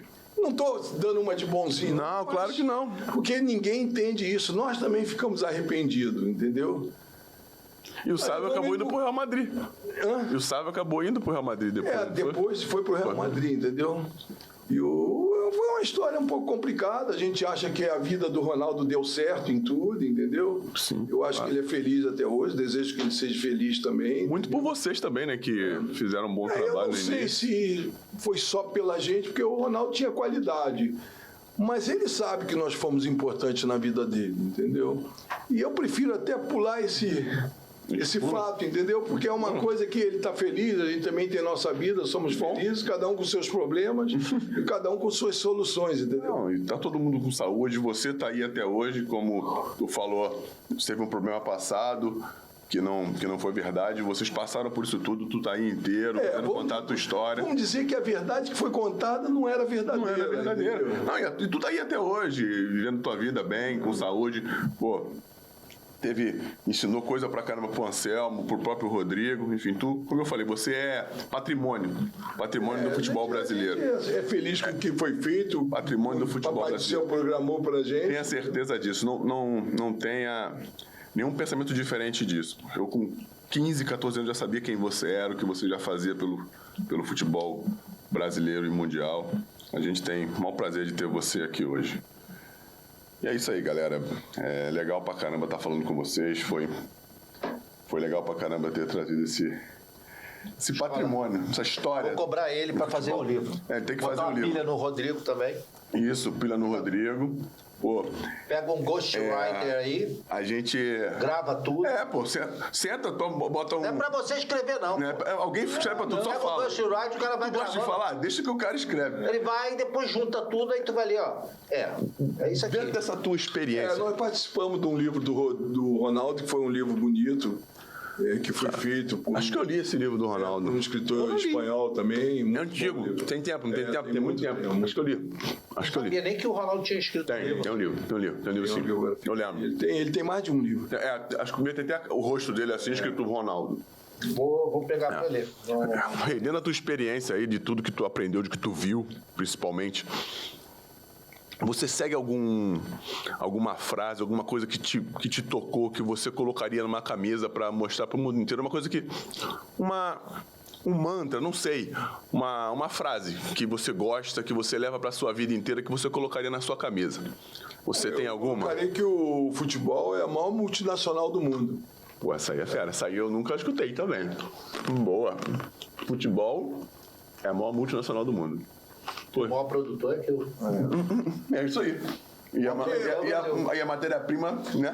Tá aqui. Porque é verdade, entendeu? Você já pensou o que os Estados Unidos faz com basquete? Se outros países fizessem, talvez o futebol não fosse o primeiro esporte do mundo, e é que o futebol é muito forte. E o futebol brasileiro nunca vai deixar de ser forte, entendeu? Nunca vai deixar de produzir. É porque hoje as pessoas treinam mais, tem que treinar mais mesmo. Então hoje a condição física é muito importante. Não adianta você só ter a técnica, porque é simples, entendeu? Você tem que elogiar o que tem que ser elogiado. Eu acho que tecnicamente você vê um Edmundo, Romário, Ronaldo, Felipe e outros grandes jogadores que a gente acaba não citando, entendeu? Aí, e ver um Cristiano Ronaldo que realmente Uma máquina. a história dele é uma história que é uma história em qualquer profissão do mundo. O cara que se dedica como ele não tem como não ter sucesso. Não tem como não dar certo. É isso aí. Entendeu? Como é que vai falar isso de um cara desse, entendeu? Concordo. E com a dignidade dele. Também é uma questão de cultura. Porque, infelizmente, o jogador brasileiro, a maioria deles, a cultura é muito complicada. Hoje, todo pai é empresário, entendeu? Ele que gosta.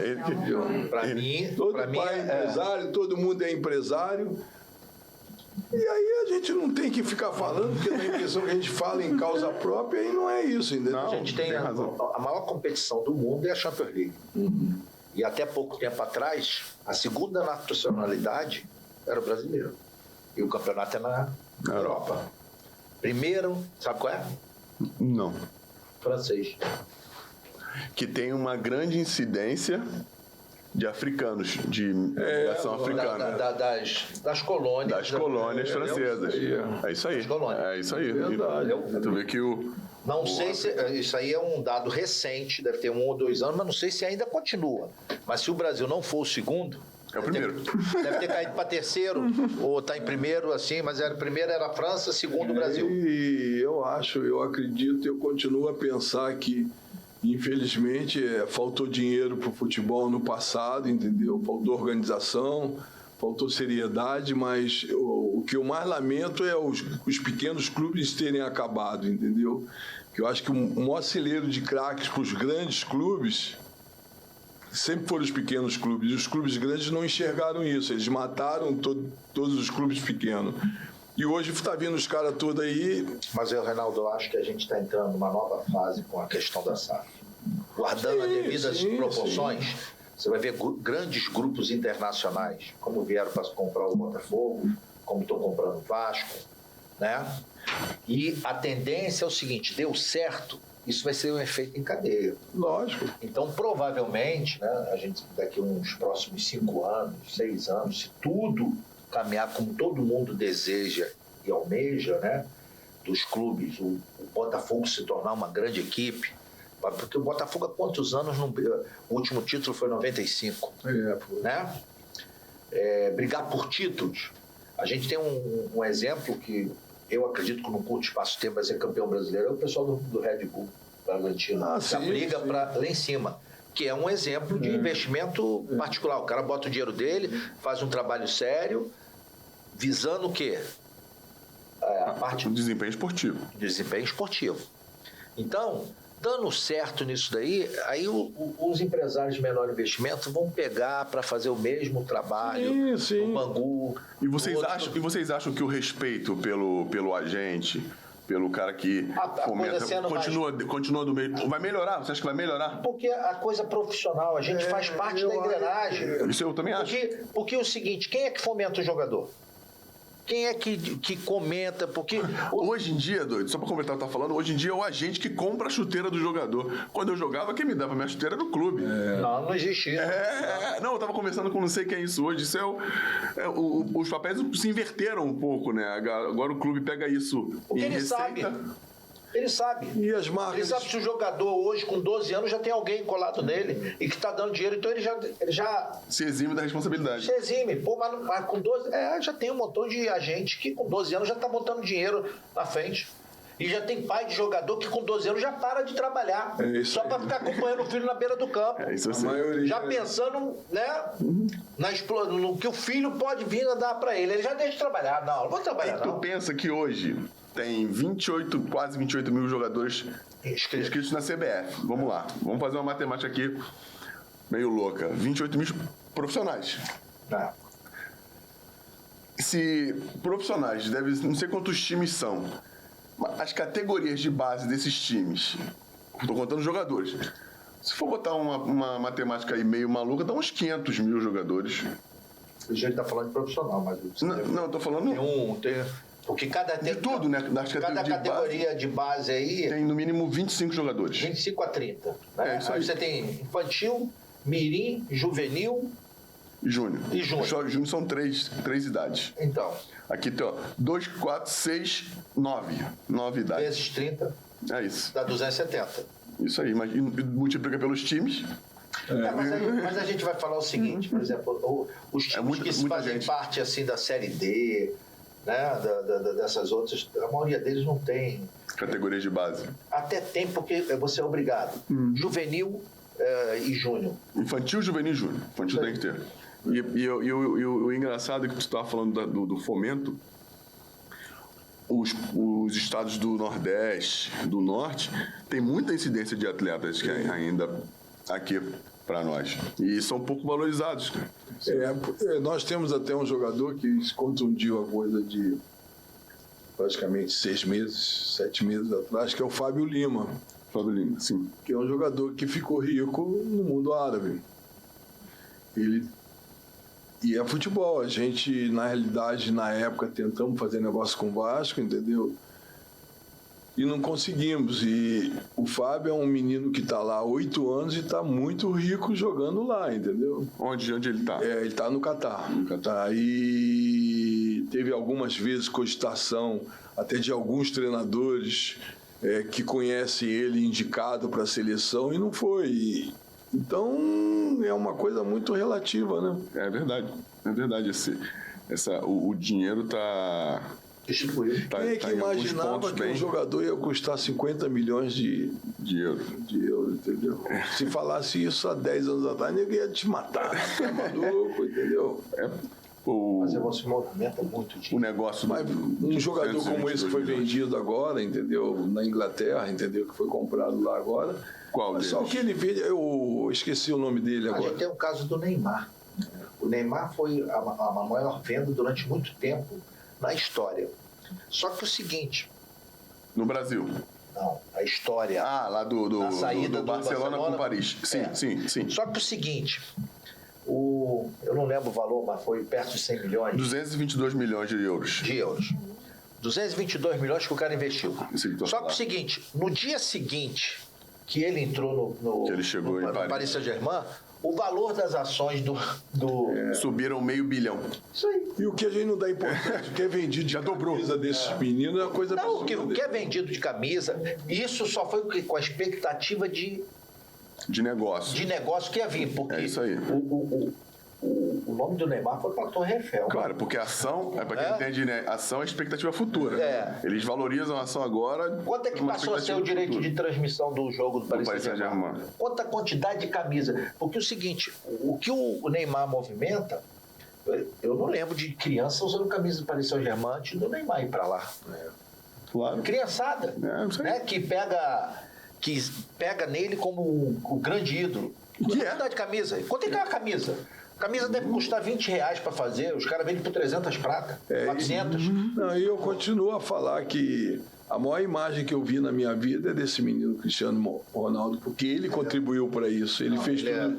E a gente pode considerar que ele fez tudo certo. Ele é um monstro. Não é só o futebol que ele joga, porque... Dentro e fora de campo. Tecnicamente, eu acho ele inferior a muitos jogadores brasileiros. Não muitos, mas alguns jogadores brasileiros. Mas o comportamento dele geral... Porque hoje é importante, em qualquer situação que você forme, o que você faz dentro e fora da tua profissão. Entendeu? Perfeito, concordo. E ele realmente é o que pode chamar de fenômeno de mídia, de seriedade. Você não vê ele com problema. É quem mais arrecada. Não tem nem comparação. E outra coisa, como é que esse cara consegue se motivar? Porque já conquistou tudo. Só tem uma coisa que ele não conquistou e não vai conquistar. Que é o ele não vai ser campeão do mundo. Ele não vai ser campeão do mundo nunca. Mas é que Portugal. Portugal ser campeão do mundo. Falar isso. É que o brasileiro não sei se é o brasileiro, se eu não estou falando corretamente, ele não é educado para isso. E talvez o Cristiano Ronaldo tenha tido, não educação só cultural para isso.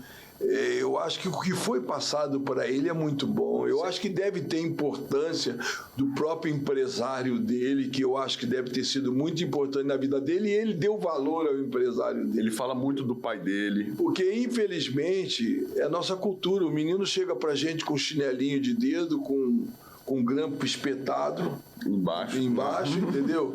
Ele chega humilde, chega assustado. E depois a sociedade nossa, o convívio dele vai fazendo ele se modificar, entendeu? E depende das pessoas que estão em volta. Tem que ser muito forte para não sair do trilho, entendeu? Eu falo isso direto. Porque a facilidade é muito grande, entendeu? Já me ouviu falar isso aqui? Eu cometi erros, estudei até o 5º ano de economia, fiz alguns cursos. Imagina um menino desse que ele tem que viver. Desde que ele quer ser jogador de futebol, como é que o jogador de futebol vai estudar? ele vai, culturalmente, ele pode fazer alguma coisa, ler livro, se aperfeiçoar, estudar alguma coisa, mas ele não tem essa facilidade. Ele aprende aquilo que ele convive, ele fica quanto tempo concentrado, ele fica quanto tempo, entendeu? É difícil. Tudo é fácil. E a gente não foi educado aí para isso. A gente acha que o futebol é a saída, que vai dar certo e que estudar é segundo plano. Depois eu faço. Depois não dá para fazer. É simples. Eu tenho um menino aí, não sei se é verdadeiro isso, que a gente escuta muito falar, que eu acho que vai fazer mais sucesso ainda, entendeu? Que eu soube que ele comprou alguns terrenos aí, está fazendo uma casa de não sei quantos quartos e 20, só no subsolo vai dar 30 carros. Não sei se as pessoas aumentam, entendeu? Ele não vai nem usar isso, entendeu? Ele não tem noção. Ele não tem noção. Não sei o que tem um jogador? Ele não tem noção, entendeu? Do que... Ele tem culpa? Não tem culpa. É a cultura de repente... É a nossa cultura aqui. É muito difícil. Está construindo aquela barra. É muito difícil. Não sei se é verdade. De repente é mais uma mentira que inventaram. Dinheiro e santidade. Metade da metade. Então não foi para 30, não. Foi para 10 carros. Porque ele também, olha só, ele não tem noção que é isso. Ele vai ter daqui a um tempo. Agora ele não tem. Verdade. Você viu o documentário do Ronaldo na Netflix? Né? E o Ronaldo realmente era diferente, porque antes mesmo dele ter contato com Jorge Mendes, Cristiano Ronaldo. O Cristiano Ronaldo. Eles parecem se respeitar muito, dá essa impressão, eu não conheço. Mas ele só começa a ter contato com Jorge Mendes já, acho que no esporte. Mas ele, nesse documentário, o cara acordava enquanto os outros estavam dormindo para ir para a sala de musculação. Ele fazia corrida já com caneleira, mas sem ninguém falar nisso. Aí ele mostra lá o grande amigo dele, que era um fera no time, que tinha qualidade, garçom. Lá na Madeira. Ele é na Madeira. Ele é da Madeira. E ele passou pelo cara. Tem um jogador de basquete aí que eu não guardo muito o nome, né? Meu negócio é futebol. Agora, quem foi falar isso pra ele? Falou assim, pega, bota a caneleira, entendeu? Outra coisa, vai fazer musculação. Não, o jogador de basquete tem isso, porque acho que teve uma contratação num clube aí, o cara chegou cheio de moral, mas tem esse jogador lá que é um grande jogador de basquete, é um dos maiores que teve aí, não sei se foi o que faleceu, acho que foi o que faleceu. O Kobe Bryant. Eu acho que o Kobe Bryant chegava assim 3 horas antes dos outros. Isso. Aí o cara achou que estava inventando, que chegou lá, que estava fazendo uma novidade. Quando chegou lá, já encontrou ele treinando. E foi conversar com ele. Ele falou, não, eu chego aqui 2 horas antes, eu fico aqui metendo a bola na cesta, metendo a bola. Pô, não tem como o cara... Não tem como dar errado. Não tem como dar errado. Aí vou falar que ele teve sorte. Rei, tu tava falando da tua rotina. Até hoje, você acorda, vai pra tua academia, como tu tava falando aqui pra gente em off, toma o teu café e vai pro escritório. Eu vou pro todo dia. De segunda... De segunda a segunda. De segunda a segunda. Às vezes até sábado, até eu vou sozinho pra lá, entendeu? Eu sou o maior frequentador do meu escritório. Na realidade, eu sou empregado dos meus empregados. Ele que manda em mim. A correria da rua tu não faz mais hoje. Quem faz são os meninos, né? Eu vou em alguns lugares, mas é muito difícil. O Rodrigo é que tem que fazer. Não, tá certo também. Botar ele para trabalhar, né? Não, é porque também se eu passasse isso para ele agora, não ia dar tempo. Entendeu? Entendi. Mas ele agora, eu não sei nada, ele sabe tudo, eu falo, sim senhor, tá tudo certo. Não tem problema nenhum. Entendeu? Muito futebol mudou, eu falei, mudou, é 2 bolas agora. Não, essa é boa, essa eu gostei. São 2 bolas agora, tá jogando. 2 bolas e aí é mais difícil. Vocês estão lá no Bangu, né? Nas categorias de base com o Luizinho, né? A gente tem isso que as pessoas, as SAF, que o pessoal pensa, a gente já pensava há algum tempo. Uma época nós tentamos fazer isso no Bangu, mas talvez pelas possibilidades que nós tínhamos na época de grandes jogadores na nossa mão, como a gente tinha assim, o domínio do mercado, tanto aqui como fora do país, a maneira de ser dos jogadores brasileiros, talvez a gente não tenha enxergado isso, mas eu acho que o caminho vai ser esse. E o Luizinho, que hoje trabalha com a gente há muito tempo, entendeu? Que coordena todo o sub-15, sub-17 e sub-20. E em todas as categorias nós relativamente fomos bem. A gente precisa se estruturar muito, tem muito pouco tempo, vai fazer 1 ano. A gente tem até um diálogo por esses dias, dentro desse mês, para conversar com o Bangu, que talvez a gente tenha uma solução para isso, entendeu? Porque não dá mais para você ficar no... Tá quase pronto, entendeu? Não pode ser meia boca isso, entendeu? Embora, por isso que eu acredito no futebol do Brasil, eu acredito nos treinadores brasileiros, eu acho uma injustiça isso que está acontecendo, eu acho que isso está sendo feito de maneira errada, eu não acredito que os treinadores brasileiros estão desaprendendo e os outros estão aprendendo demais. A nossa cultura para o futebol é boa, a gente tem muitos exemplos de treinadores, de grandes treinadores. É que é difícil o brasileiro, pela cultura que tem, sair daqui e fazer sucesso lá fora, entendeu? É porque lá fora eles acham que os treinadores brasileiros são distribuidores de camisa. E não é por causa isso. da qualidade técnica dos atletas. E a gente tem daqui. grandes treinadores. É cultural, é falta de respeito, eles não respeitam. Você hoje, voltando a falar, falou para mim, não, mas o treinador tal, ele fica o dia inteiro no clube. O maior exemplo disso é Tele Santana, cara. O Tele Santana morava dentro de São Paulo, cara. O Tele Santana morava num quartinho lá, igual dos jogadores, não tinha privilégio. Pô, o cara era um monstro trabalhando, entendeu? Todo mundo fala. E, pô, o Vanderlei, eu acompanhei o Vanderlei, acompanhei Lazzaroni, acompanhei Parreira, entendeu? Como é que a gente vai dizer o Filipão que está aí, entendeu? Como é que a gente vai dizer o Oswaldo, entendeu? Não temos treinador, quer dizer que agora nós morremos no futebol, tecnicamente, profissionalmente dos treinadores, e os portugueses é que são os bons. Eu não estou dizendo que eles não possam ter evoluído, que eles não vão fazer sucesso aqui, mas eu acho uma grande sacanagem que está sendo feito com os treinadores brasileiros, ou seja, nós passamos a ser os treinadores, passou a ser o cocô do cavalo do bandido. Não é justo. Não é justo, entendeu? Agora, logicamente que a nossa cultura é diferente, entendeu? Mas, Reinaldo, você veja só uma coisa. Treinador brasileiro capacitado pela CBF, se ele for atuar lá em Portugal, ele não pode. Por quê? Ele, para atuar lá, ele tem que ter a licença da UEFA. É porque nós somos índios mesmo, em todos os setores da vida. Aqui pode vir qualquer um, de qualquer lugar. Entendeu? Pô, é brincadeira. Não desmerecendo os que vieram aqui. O Jesus fez um puta trabalho aqui. O Abel tá fazendo. O profissional não tem nada a ver com isso. O negócio é a legislação. Entendeu? Eu acho que quem tem que fazer, amigo, mas o treinador de Portugal para jogar, para trabalhar aqui, você tem que ter a mesma igualitário. O meu vai poder ir lá treinar. É isso aí. Entendeu? É a mesma coisa que acontece com a gente. Há pouco tempo eu tive uma reunião da ABAF junto com o diretor novo de registro. Uma das reivindicações que nós fizemos foi essa. O cara da Itália, da França, da puta que pariu, pode vir para cá, pegar o jogador, negociar. Agora, você vai negociar na Itália, tu tem que ter um agente italiano. Tu vai negociar na França, você tem que ter um agente francês. Então tá bom, aqui vai ser a mesma coisa. Por que não? Claro, tá certo. Porra, mas é porque aqui a própria CBF tem interesse em, se possível, acabar com a gente, cara. Isso é a verdade. É porque a gente só dá trabalho. Entendeu? Entendeu? Eu tenho certeza absoluta. O que é um erro, por exemplo, o empresário da cantora, o empresário de qualquer artista, ele tem direito de tudo, ele pode negociar com o artista dele, ganhar o percentual que ele quer ganhar. Aqui os caras querem botar regra. E vem cá, não é democracia? Como é que é isso? Por que é assim, entendeu? Então eu acho que está errado. Eu acho que se você aceita as condições, desde que sejam uma coisa lícita, por que é essa história toda? Então eu volto a falar. Eu acho uma sacanagem o que está sendo feito com os treinadores brasileiros. Parece que os treinadores brasileiros são vendados. Portugal ganhou quantos títulos mundial?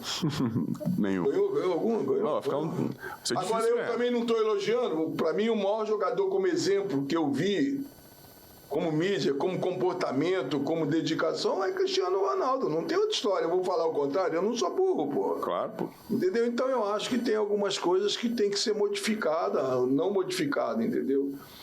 Você sabe que pra gente sobreviver, hoje, não é uma coisa fácil. O meu escritório faz um trabalho que eu considero um trabalho bom. Você estava falando do Bangu. Talvez a gente tenha tirado aí, em menos de um ano de trabalho, pelo menos 21, 22 jogadores para grandes clubes. Desse trabalho que está sendo feito 8, 9 meses. E jogadores que a gente tem esperança de muito sucesso, entendeu? Por isso é que eu lamento a saída dos clubes pequenos, que as pessoas esqueceram, não se fala mais de um Bom Sucesso, entendeu? Não se fala mais de um Olaria, porque não tem, eles estão tentando sobreviver, mas é difícil, não tem dinheiro, pode ser que essa solução da SAF dê uma solução, tem uma esperança boa. Você imaginou que o Vasco ia ser negociado? Eu sei que não está sendo vendido o clube, está sendo negociado o futebol. Mas é um futebol que movimenta tudo. Então, mas você imaginou que um dia fosse acontecer isso? Se não acontecer, não tem como. Acho que vão ser poucos clubes que vão ficar de fora. A médio e longo prazo vão ser poucos. O problema vão ficar um Flamengo, vai ficar um Corinthians, vai ficar um Palmeiras, né? Porque tem vai ser difícil, mas o restante, a coisa vai ser administrada de quê? De maneira profissional. Eu tive agora há pouco tempo em Seattle para assistir o jogo lá do Seattle contra o Miami. Inter Miami. A parada é um espetáculo. Você está indo para um espetáculo. Mas todo antes do jogo, na América, o esporte. Dentro do estádio, a cidade ali, o ao redor do clube. A atmosfera está toda voltada para o evento, para aquilo ali. Tudo para a pessoa consumir. Todas as facilidades para você consumir. Isso aí. Antes de começar o jogo, eles têm umas paradas que eles botam no campo. Sai um fogo. Eu caralho. Entendeu? Os caras... O Botafogo tá assim agora. Tá saindo fogo. Tá saindo fogo. Labareda gigante. Tá saindo labareda, eu vi. Ele tem razão. Tá saindo a labareda gigante. Eu não sabia. Tem match day, é americano, né? Então... o cara é americano. Quando o time entra, bum, sai um fogo, foi porra. Isso, verdade. Iberê tem razão. Tem toda uma experiência do usuário agora pra partir do Botafogo, pra família chegar antes, aí tem coisas pra criança. É isso, cara. Isso aí. É um espetáculo. Levar quem consome de verdade pro estádio. Quem consome é a família. É você levar teu filho que vai comer um cachorro quente, levar tua esposa. É um evento. É um evento de entretenimento. Que isso. É isso. O americano faz isso, o europeu faz isso. Você vai fazer isso, um evento do jogo do Flamengo contra um Palmeiras. Imagina. Né? Você poder levar tua família, você chegar, ter um restaurante para você poder consumir. Enfim. Lojas. Você vai passar um dia de lazer. É isso aí, pô. As pessoas se arrumam, se vestem para ir ver um jogo de futebol. E é isso que eu espero. A gente teve atleta durante muito tempo no Borussia. O Borussia é um time que ele tem... No início da temporada já tem os ingressos todos vendidos. A maioria deles acontece isso. Você, o dia de domingo, quando tinha jogo lá, era todo mundo mas de amarelo e preto. Os campeonatos europeus normalmente são assim, porque eu fui ver muito jogo, que a gente teve um jogador que também foi muito especial pra gente, que foi o Amoroso, né? No Borussia. Então, o Amoroso é um garoto também de qualidade, assim, não é só técnica, como pessoa, como homem, fantástico, entendeu? E nós fomos ver alguns jogos dele. Teve lá no Signal Iduna Park. Não, o Amoroso, ele é muito querido no Dortmund até hoje. Ele tá na história do Dortmund. Jogou no Parma também. Do Parma é que nós fizemos a Alemanha. Onde o Amoroso passou, ele se recuperou no Flamengo, né? Ele veio pro Flamengo aqui e depois foi pro Japão, não foi isso? É isso. O Amoroso é um jogador que talvez tivesse uma qualidade, se ele não tivesse tido o problema que ele teve em São Paulo de contusão, ele talvez, não estou dizendo que ele fosse um Cristiano Ronaldo, mas ele tinha essa característica. Amoroso era um jogador assim, culturalmente de muito bom nível, entendeu? De muito bom diálogo. E talvez ele seria um jogador que nós tivemos assim, que foi muito próximo de virar um astro, porque fora do campo o comportamento dele era muito bom, entendeu? Que legal, não sabia disso. Eu tenho resenha com o Amoroso, não sabia que ele tinha essa conduta. Tinha uma conduta, sempre teve uma conduta boa. Amoroso não era um cara, sempre foi família, entendeu? Amoroso é um cara bacana. Renato, com esses jogadores todos que você está aí falando, né? Falando de vários. Qual assim que tem um fato assim, mais engraçado que já tenha ocorrido aí? Aí eu não vou dizer o nome dele, né? Não precisa falar o nome dele. Mas foi um grande jogador também, não citou. Agora eu não posso citar mesmo. Não sei se é verdade, o Vampeta é que me diz. Se o Vampeta falou... Isso aí tem muito tempo, que essa história é uma história que, por exemplo, pra mim é uma das melhores piadas que eu escutei na minha vida, entendeu? da espiritualidade do jogador, entendeu? Diz que não sei se é verdade, porque o Vampeta é muito imaginativo. Fantástico. Não, imaginativo. Vampeta é um personagem, cara. Eu falo pouco com o Vampeta hoje, é lamentável. Falo por falta de oportunidade mesmo, mas é uma pessoa muito especial. Acho que ele estava com um jogador, foram sair para farra, e eles acabaram indo para um motel com alguém, né? Com alguém ou com alguém? Com alguém, Alguém. Aí descobriram, a pessoa mais importante da vida dele, né? Descobriu que ele estava no motel e foi atrás, entendeu? E chegou lá, alguém que aguentou, ela chegou, bateu na porta, ele abriu a porta e falou: pô, amor, se não é você que está aqui, quem é que está aqui? Eu já ouvi essa história.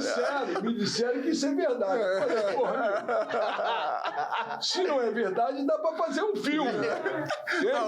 Ô, amor, se não é você que tá aqui, quem é que tá aqui? Cara, eu gostei dessa história. Ele fingiu que estava mais bêbado do que estava, entendeu? Eu sei dessa história. Eu tenho umas histórias fantásticas. Ele diz que isso é verdade. O Vampeta crava. De madrugada eu fico lembrando disso, eu fico rindo sozinho. Quem tá comigo fala, pô, tá com um problema? No hospital? Tá tendo pesadelo? Cara, eu acho que eu escutei em algum lugar aí dele que ele ficou na casa do Ronaldo. E ele resolveu tomar um vinho. Ah, pô, essa história do vinho Era o vinho do Papa, que o Papa essa tinha história dado. é folclórica, ele ainda falou que o vinho era uma merda. O vinho que o Papa deu O pra vinho ele. que o Papa deu pro Ronaldo, ele tinha... Ele olhou assim, vou tomar essa merda. Olha, eu fui a algumas festas do Vampeta na Bahia, porque ele era um cara que era muito amado na Bahia. O Vampeta é um humano fantástico. O Vampeta não foi preparado. Teve uma época da vida, na transferência dele do Corinthians, ele recebeu 15%. Naquela época do passe, né? Sim. Quando ele foi para a Inter, ele assinou um contrato ganhando um dinheiro forte, $200 mil mais ou menos líquido por mês.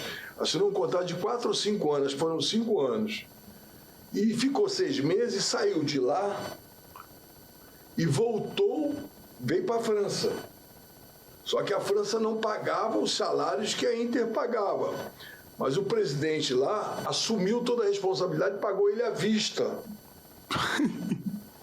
Ele colocou na mão um dinheiro que grandes jogadores jogavam 10 anos num grande clube e não ia juntar. Mas o Vampeta é uma pessoa tão boa de coração, porque antes mesmo disso, ele na Bahia, você sabe que a igreja é ele que mandou O teatro. O teatro é ele que mandou fazer. O político foi lá muito forte lá. Antônio Carlos Magalhães. Magalhães era apaixonado por ele, entendeu? E eu fui para a inauguração desse teatro. O Vampeta comprava ambulância para a cidade toda e doava. O Vampeta era o Vampeta é um cara que as pessoas não conhecem a história do Vampeta. O Vampeta é um cara de um coração desse tamanho, talvez por isso que Deus está segurando ele até o final e vai segurar ele, porque ele é merecedor disso, entendeu? Então o Vampeta tem histórias. O Vampeta tinha que fazer um livro da vida dele. Acho que ele tem. Não tem um livro? Acho que o não. Vampeta tem um livro, sim. Tem, não sei. Vampeta tem um livro, certeza absoluta. Eu nunca li. Não sei porquê, mas... Esse eu vou comprar. Vou aqui, ó. Eu não sabia do Ronaldo Fenômeno, nem do Vampeta. Não. O Ronaldo tem um... Vampeta... E tem até em PDF aqui, brother. Ó. Mas será que conta essas Vampeta, Memórias do Velho Vamp. Tá aqui, pô. Falei que tinha. Falei que tinha, pô. Tá aqui, pô. E quem faz assim, ele não passou, você Também não sei. Vampeta é uma coisa assim muito doida. Aqui, Vampeta. É muito espirituoso. Tem até um PDF aqui, eu vou até ver, pô. A história que o Flamengo estava devendo, ele falou, vim pra cá, tem 4 meses que eu não recebo, então eles estão fingindo que me pagam, eu vou fingir que estão jogando, vieram me entrevistar, porque que eu não tô bem? Não tô bem porque o Flamengo finge que me paga e eu finge que jogo. Nessa época eu não pagava mesmo, eu tava lá. Era Não pagava osso. mesmo. Não, era osso mesmo. Era Verdade, daquela época, quase todos os clubes. cada um tinha os seus A gente momentos. fazia jogador, pô, tu imagina você, como é que você faz se você não arrumar dinheiro para pagar isso aqui? Pô. É igual a família, cara. Não tem como. É muito E a difícil. trancos e barrancos.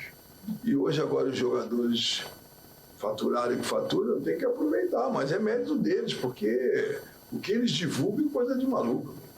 Os caras agora estão muito tecnológicos ali no backstage ali. Pô, os caras estão... Não, tem que botar essa parada pra jogo também. Só a gente que tem que botar isso pra jogo também, por favor. Olha, vou filmar aqui. Filma no seu, Bandinho. Tá no Instagram já. Tá no Instagram tudo aí? Já botou? Novo, com equipamento novo. Com equipamento novo. Pô, que eu não vi brincadeira. ainda. A NASA tá perdendo pra gente.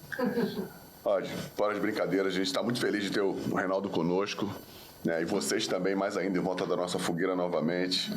Foi um prazer ouvir um pouco da história desse monstro que ajudou a construir o nosso futebol com muito trabalho e com muita seriedade. O Anselmo pode falar do Reinaldo. Eu conheço há mais tempo, mas o Anselmo foi muito mais próximo dele e pode falar dele melhor do que eu. Estou muito feliz. Obrigado por ter vindo, Rei. Não deixem de se inscrever no canal, de ativar as notificações para quando tiver vídeo novo. Enfim, a gente tem muita coisa boa, além do que já foi dito, do que já foi visto, para mostrar para vocês. Nos sigam nas plataformas de áudio, compartilhem, façam esse conteúdo chegar ao máximo de pessoas possível, porque dessa forma a gente consegue passar um pouco da experiência dessas feras, um pouco do que eles viveram, para poder contribuir um pouco na sua vida, porque eu tenho certeza que cada pessoa que senta aqui como Rei, eu estou aprendendo pra caramba. É impossível você não aprender com esse monte de história boa, com esse monte de história de construção de carreira, de ajudar os outros, servir. Ele não falou nada mais aqui do que servir. Ele ajudou uma porção de gente a se tornar o que essas pessoas se tornaram hoje, não só como profissionais, mas também como seres humanos. É importantíssimo repetir isso aqui, que esse é o intuito do Storycast. Nossa intenção é ajudar todo mundo que nos vê, todo mundo que nos segue, todo mundo que está próximo de nós, que quer estar próximo de nós, a aprender com essas pessoas que não se tornaram só grandes profissionais, mas grandes seres humanos e ajudaram tanta gente, porque a gente está aqui para servir e ajudar o máximo possível de pessoas. Reinaldo, mais uma vez queria te agradecer, né? A tua orientação, teu apoio. Aprendi muito com você. Obrigado. Eu sou muito grato pelo período que eu convivi lá do teu lado. E pelo café, né? Que eu tomava todo dia. Pelo desfalque que eu dei. Desfalque de café. Né? Foram momentos realmente muito importantes na minha carreira. Eu também. Aplico até hoje algumas estratégias dele. Pô, tem que ser. Tem coisas que nunca mudam e nunca vão mudar. Né? Eu ficava prestando atenção e negociando. Na próxima eu vou fazer isso. Faço até hoje. Só não vou poder falar o qual, senão vai perder o encanto. Não, agora tu tem que passar pra mim, porra. Eu já te passei. Ah, então que bom. Já te passei já. Então. Só não falei que tinha sido dele. Não, então que bom, não nem precisa. Eu sou um ensino. Saiba que que eu sou teu fã, Eu também sou. do teu filho, da tua família. A gente torce muito por vocês aí. Obrigadão por você ter vindo aqui contribuir. Que as pessoas tenham conhecimento de realmente como você é. Da importância que Da você importância, tem, né? Que as pessoas acham que é por acaso, que foi sorte. Não, né? sorte não. Tu buscou e acho que isso vai deixar sempre um legado, né? Muito obrigado aí. Isso aí. Eu que agradeço a vocês aí. Estar aqui é uma satisfação, porque isso na realidade não é só uma aula, é uma vida, né? E eu teria que agradecer a muita gente. Eu prefiro agradecer a vida e o esporte. Isso aí. Entendeu? Porque eu tô aqui por causa do esporte, né? Isso aí. Vai deixar marcado aí. É verdade. Não, e mais uma vez o esporte, a gente falando do esporte, o esporte muda, ensina, verdade. molda. Por isso é que eu quero agradecer a vida e ao futebol, na realidade, entendeu? Perfeito. O que eu estou esquecendo? Pode falar. Onde a gente pode encontrar o Reinaldo, né? É mesmo. Onde a gente pode encontrar você, Reinaldo? Em redes sociais? Tem alguma rede social? Tem Instagram? Eu sou um cara muito ruim de roda nisso.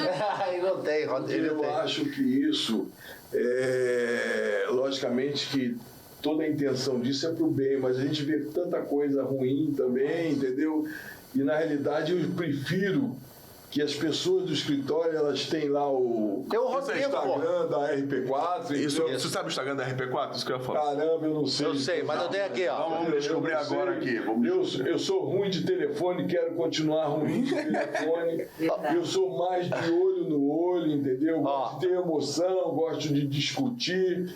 Às vezes todo mundo acha que eu estou brigando, mas eu não estou brigando, eu estou falando assim porque eu sou assim. Eu tenho muito problema com pessoas do sexo oposto por causa disso. E quando eu vou ver, eu estou falando alto, mas estou falando alto porque eu acho que é um defeito da família, entendeu? E eu achei que eu era o pior, não. O Rodrigo tá pior. Mas ele tá aprendendo contigo, pô. Porra. Eu achei que eu gritava, eu não grito nada, eu falo muito manso, entendeu? Então, para seguir a empresa dele, RP4 Ele contratou Futebol. uma empresa que cuida. e tem o filho dele, né, que é uma cópia É isso aí. dele. Até o cabelo, tudinho.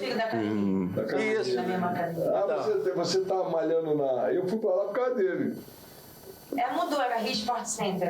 Ah, mas ele conheceu na época da Rio Sport. Da Rio Esporte, Sport, lá na Ayrton Senna. Isso. Então, eu frequentei aquela academia, você é muito mais jovem do que eu, não sei também, entendeu? Pula essa parte. Eu não sei também, entendeu? Pô, deixa eu me valorizar, amigo. Tem que fazer propaganda ainda. Boa, tá certo.